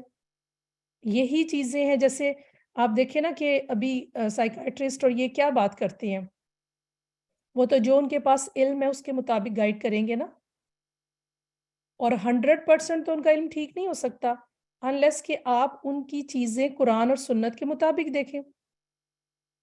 اتنا زبردست لگتا ہے نا کہ جب ہمارے پاس کوئی دلیل ہوتی ہے نا قرآن کی یا حدیث کی، اور اس کے بعد ہم کوئی سائنس کی چیز کو دیکھتے ہیں یا کوئی ہم ریسرچ کو دیکھتے ہیں یا پھر کوئی ایسی چیز ہوتی ہے جو لوگوں کو فائدہ دے رہی ہے، تو سبحان اللہ ہمارا شرح صدر ہو جاتا ہے۔ ہم کہتے ہیں ہاں یہ بات واقعی یہ چیز ٹھیک ہے، کیونکہ یہ قرآن میں ایسے بات آئی تھی یا حدیث میں آئی تھی۔ وہ سائنس کو نہیں ہم مان رہے ہوتے، ہم سائنس کو قرآن اور سنت کی روشنی میں دیکھ رہے ہوتے ہیں۔ پھر ہمیں لگتا ہے کہ یہ بات ٹھیک ہے، لیکن پھر کبھی کبھی ہمیں کچھ باتیں جو ہیں وہ قرآن اور سنت کی روشنی میں ٹھیک نہیں لگتی، تو پھر ہم اس میں فرق کرتے ہیں نا۔ قرآن فرقان بھی ہے نا، ہم کہتے ہیں اتنی بات تو ٹھیک ہے۔ اب آپ دیکھیں وہ جو کہتے ہیں کہ بول دو، کسی کو اپنی پریشانی بتا دو تو سٹریس کم ہو جائے گی، تو اب آپ بتائیے یہ قرآن اور سنت میں تو ہمیں سمجھ آتا ہے کہ یہ تو ہمیں فائدہ نہیں دے گا، لیکن ان کو جو نان مسلم ہوتے ہیں سائیکائٹرسٹ یا کبھی کبھی مسلمان بھی ہوتے ہیں، ان کو یہ بات نہیں یاد رہ جاتی کہ جائے نماز پہ جا کے یہ کرو، اللہ کے ساتھ اکیلے میں رو رو کے کرو۔ جیسے آنسو بھی ہوتے ہیں نا، جو آنسو جو ہیں آپ کو پتہ ہے کہ ان میں بھی فرق ہوتا ہے۔ کچھ رونا آپ کو سر میں درد لگا دیتا ہے، لیکن آپ نے دیکھا کہ جب آپ قرآن سن کر روتے ہیں تو سر میں درد ہوتا ہے؟ نوٹ کر کے دیکھیے گا یہ بات کہ جب ویسے روئیں گے کسی غم کو یاد کر کے یا کسی اپنے پیارے کو یاد کر کے، زیادہ رونے سے کیا ہوگا، وہ سر میں درد شروع ہو جائے گا۔ لیکن سبحان اللہ جب آپ قرآن کو سنتے ہوئے روئیں گے نا، تو اس رونے سے آپ لائٹر فیل کریں گے۔ تو اس کا مطلب ہے کہ پھر ہمیں اپنا غم اللہ کے آگے رکھ دینا چاہیے۔ اور ایک آپ نے حدیث وہ بھی سنی ہوگی جس کا مفہوم ہے کہ قیامت کے دن اللہ تعالیٰ بندے کے اوپر ہاتھ رکھ کے اس کو ایک سائڈ پہ لے جائے گا اور کہے گا تو نے یہ گناہ کیا، یہ گناہ کیا، اور بندہ اقرار کرتا جائے گا، ظاہر اللہ کے آگے ہے۔ تو پھر آخر میں کیا اللہ تعالیٰ کہیں گے کہ تم نے دنیا میں اپنے اس گناہ پر پردہ ڈالا، آج میں تمہیں بخش دیتا ہوں۔ میں نے جب یہ پہلی مرتبہ حدیث سنی تھی نا تو میں بہت حیران ہوئی تھی۔ میں نے کہا کیا؟ سبحان اللہ، کہ دنیا میں تم نے اپنے اس گناہ پہ پردہ ڈالا تھا تو آج اس کی وجہ سے بخشش۔ لیکن یقین مانے اب جو میں دنیا کا حالات دیکھ رہی ہوں نا، مجھے اتنی اس حدیث کے اندر حکمت سمجھ آتی ہے کہ ایک تو گناہ ہوتا ہے نا جو انسانوں کے ساتھ ہوتا ہے، کوئی وٹنس ہوتا ہے سوری، تو وہ تو پھر ہمیں معافی مانگنی پڑتی ہے، اس کو کلیئر کرنا پڑتا ہے۔ جیسے آپ سن بھی رہے ہیں کہ توبہ کیا ہوتی ہے، پھر کفارہ کیا ہوتا ہے، کبیرہ جو گناہ ہیں ان کو کیسے صاف کیا جاتا ہے۔ جیسے رمضان، ایک رمضان دوسرے رمضان تک جو گناہوں کی معافی ہے، تو اس میں پھر کون سے والے گناہ ہیں کہ جن کے اوپر وہ کفارہ نہیں ہے، جن پہ کفارہ ہے ان پہ وہ کرنا پڑے گا، ٹھیک ہے نا، جو سٹیپس ہیں لیکن ایسے گناہ جس پہ کوئی وٹنس نہیں ہے، اللہ اور بندے کے درمیان ہے، جیسے مثال کے طور پہ سوری، آپ کی اللہ نہ کرے فجر مس ہو گئی۔ میں نے بہت سے لوگوں کو کہتے سنے، ہائے آج میری فجر مس ہو گئی، ہائے میری فجر مس ہو گئی۔ تو میں ان کو پھر کہتی ہوں کہ دیکھیں یہ آپ بات کسی اور کو نہ بتائیں، کیونکہ بندے میں اور اللہ میں اور بندے کے درمیان ہے نا۔ اور اس کا ایک تو نقصان یہ ہوتا ہے کہ ہم نے کسی اور کو بھی وٹنس بنا لیا نا۔ اب آپ دیکھیں جتنے وٹنس ہوں گے پھر اللہ تو انصاف کرنے والا ہے نا، لیکن جب بندے میں اور اللہ میں ہوگا تو اللہ چاہے تو معاف کر دے، چاہے تو نہ معاف کرے۔ اور پھر اس کے ساتھ ایک اور جو مجھے خرابی آج کل کے دور میں نظر آ رہی ہے نا، یہ چیزیں پاپولر ہو جاتی ہیں۔ جیسے مثال کے طور پہ کوئی بڑا عبادت گزار انسان ہے، وہ اگر کسی دن کہہ دے نا میری فجر مس ہو گئی ہے، تو آپ یقین مانیں کبھی نہ کبھی اگر کسی کی فجر مس ہوگی تو وہ ریلیکس ہو جائے گا کہ کوئی بات نہیں، وہ اتنا عبادت گزار ہے، اس کی بھی تو ہو جاتی ہے نا۔ وہ پشیمانی نہیں ہوگی، وہ ریگریٹ نہیں ہوگا، وہ اللہ کے آگے رونا نہیں ہوگا، تو وہ پھر گناہ نہ ہلکا ہو جاتا ہے۔ اور یہی ہو رہا ہے آج کے دور میں، بول بول کر بتا رہے ہیں، بلکہ نہ صرف بتا رہے ہیں، اب تو اس حد تک آگے ہیں کہ اپنے آپ کو بڑا سچا سمجھ کے نا بڑی بڑی غلط باتیں بھی بتا دیتے ہیں، اور دیکھا دیکھی لوگ اسی طرح کر رہے ہیں. جی پھیل رہی ہے نا برائی، دیکھیں اپنا گناہ بتانے پہ پھیل رہی ہے نا. پہلے کتنا برا سمجھا جاتا تھا نا، پہلے لوگ چھپ چھپ کر کچھ گناہ کرتے تھے، آپ کھلم کھلا کرتے ہیں اور اس پہ فخر محسوس کرتے ہیں.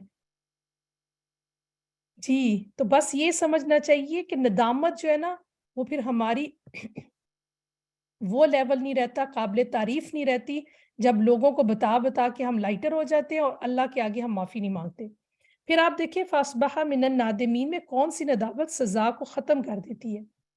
آپ نے اپنے لیے لکھا ہوگا نا تاکہ ہمیں ریمائنڈرز ملتے رہیں کہ ہم انسان ہیں، ہم سے بار بار چیزیں ہوتی ہیں، دل بھی سخت ہو جاتا ہے. جی بالکل، کیونکہ آپ جب دیکھتے ہیں نا چاروں طرف ایک چیز ہو رہی ہے تو انسان اس کو بڑا ہلکا لیتا ہے کہ سبھی تو کر رہے ہیں نا. جی یعنی خالص اور سچی توبہ کرنا، آئندہ اس گناہ کو نہ کرنے کا عزم کرنا، کوتاہی پر افسوس کرنا، لوگوں کا حق لوٹانا. ٹھیک ہے نا.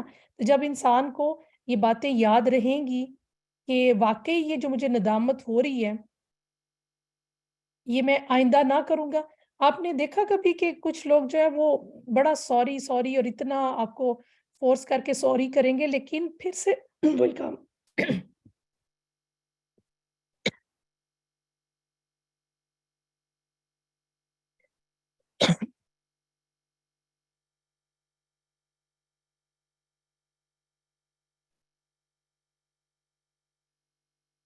پھر سے وہی کام کرتے ہیں.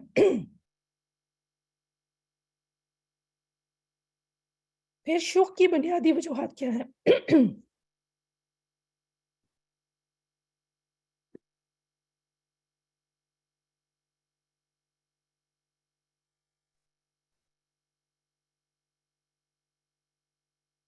جی اس کی آپ پکچر بھی لے سکتے ہیں، ٹھیک ہے نا،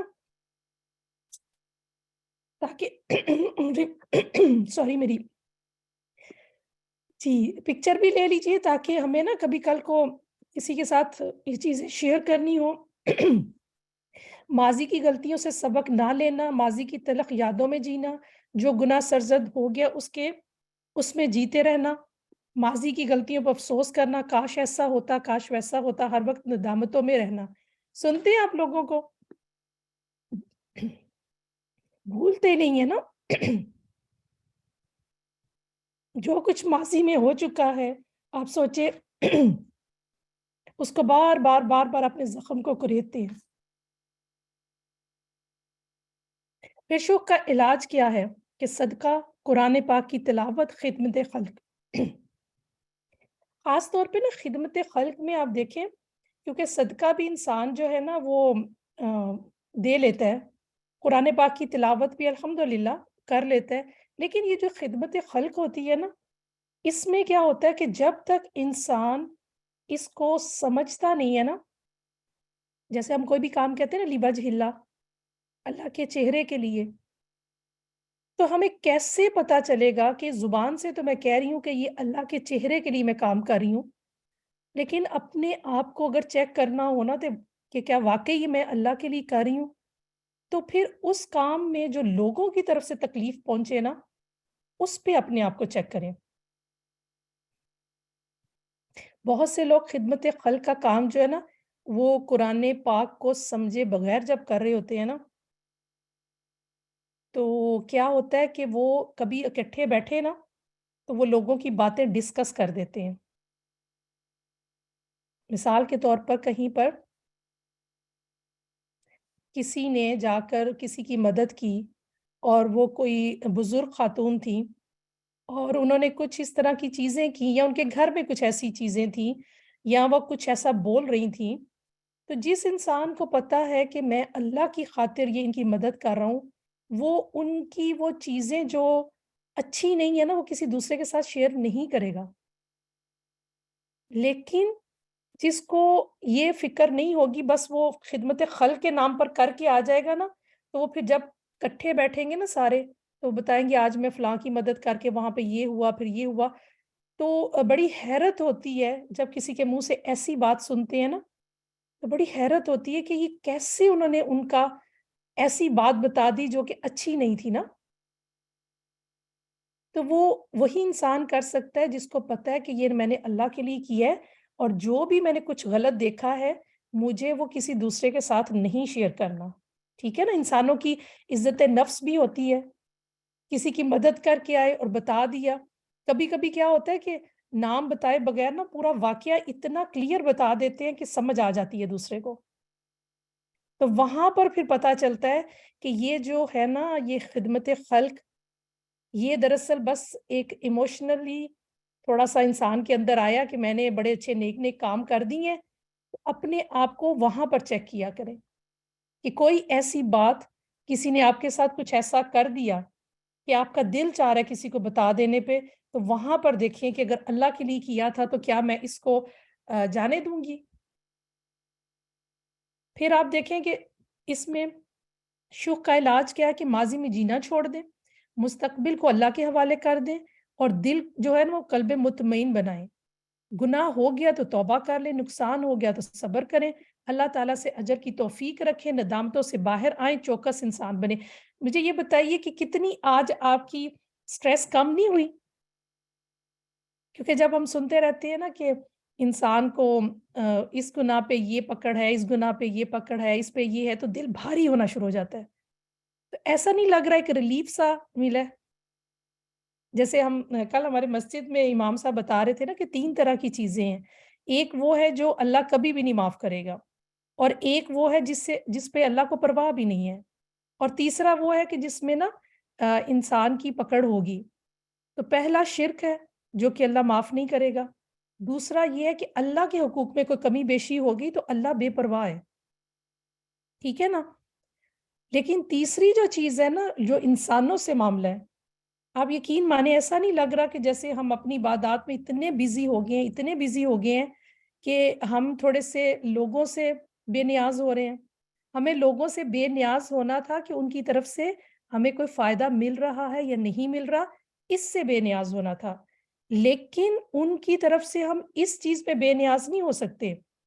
ان کی آخرت کی فکر، ان کی دنیا کی کاموں میں مدد کرنا، ان کے لیے آسانیاں کرنا. آپ یہ بتائیں کہ جو اچھی سی عبادت کرتا ہے، نوافل پڑھتا ہے، اپنے نفل پڑھ رہا ہے، اور اس کو پتا چلے کہ کسی عورت کے بچے چھوٹے ہیں اور اس عورت کا روزہ ہے، تو آپ یہ بتائیے کہ آپ اپنے نفل کی بجائے اس کے بچوں کو تھوڑی دیر ٹیک کیئر کریں گے تو یہ بڑا ثواب ہے یا نفل پڑھنا؟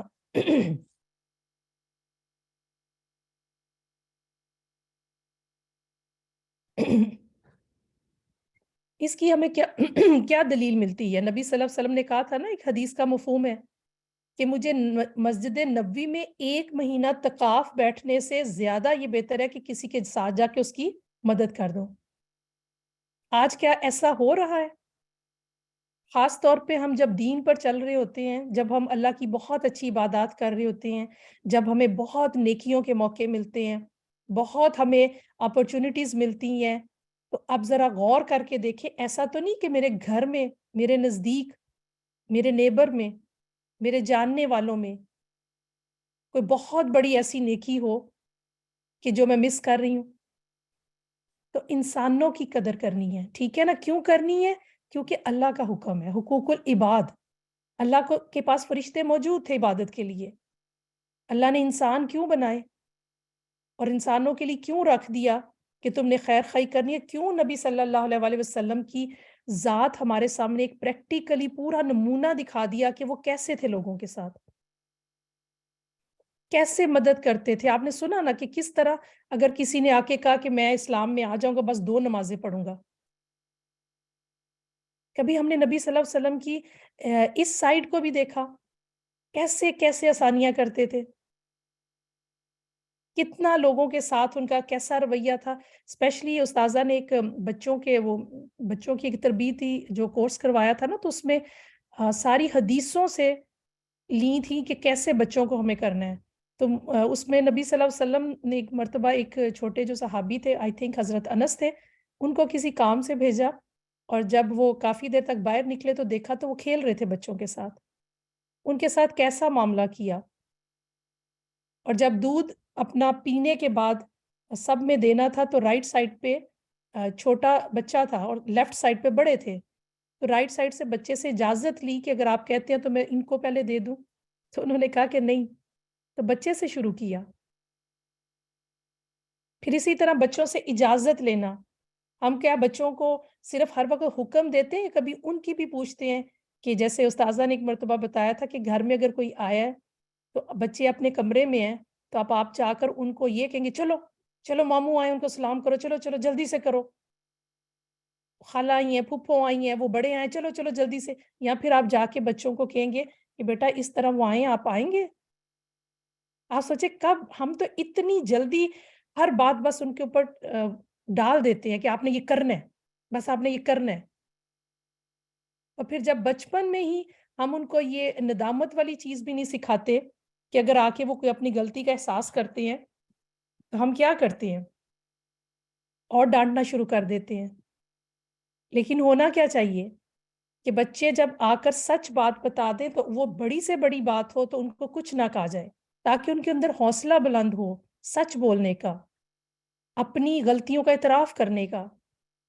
جب ہم نے ایسا کیا تو یہی بچے بڑے ہو کر پھر لوگوں کو بلیم کرنے والے بن گئے۔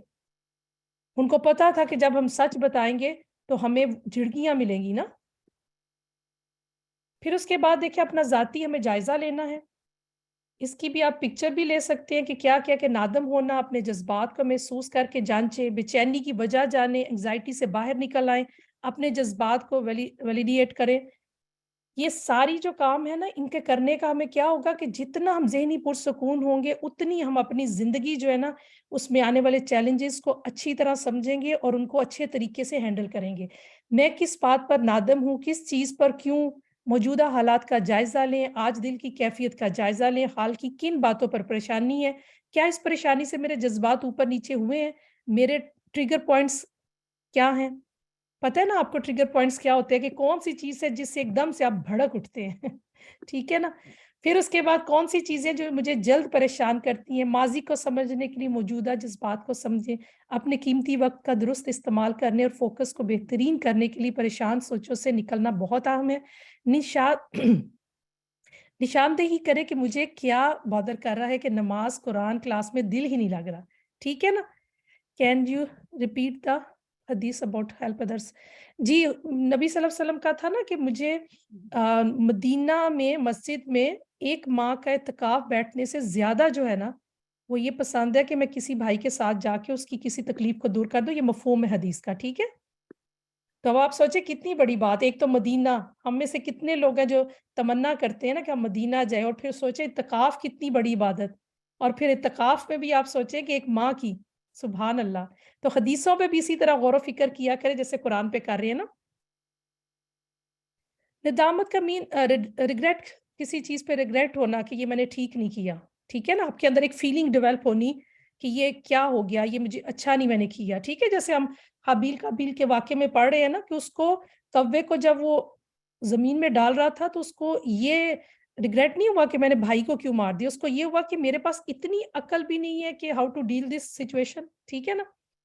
پھر روحانی امراض میں درست طریقہ علاج اپنانا ہے، دوسروں میں مسائل کا حل مت ڈھونڈے، وہ آپ کے جذبات کو نہیں سمجھتے، اخلاقی برائیوں کو ختم کرنا ہے، غلطی کے بعد اٹھنا سیکھیں۔ تو انشاءاللہ ان سارے آپ ان کو لکھ لیجئے اور پھر تھوڑا سا ہم ٹیک ہوم جو ہے نا اپنا لیسن لیتے ہیں کہ کرنے کا کام کیا ہے، اس کی بھی پکچر لے لیجئے، اور اس کے بعد چھوٹی سی ایک ہم بریک کرتے ہیں تاکہ ہم فریش ہو کر اسی پاؤنڈرنگ کو قرآن پاک پر لے جائیں، ٹھیک ہے۔ تو انشاءاللہ ایک چھوٹی سی فریش بریک کے بعد دوبارہ آتے ہیں۔ السلام علیکم ورحمۃ اللہ وبرکاتہ۔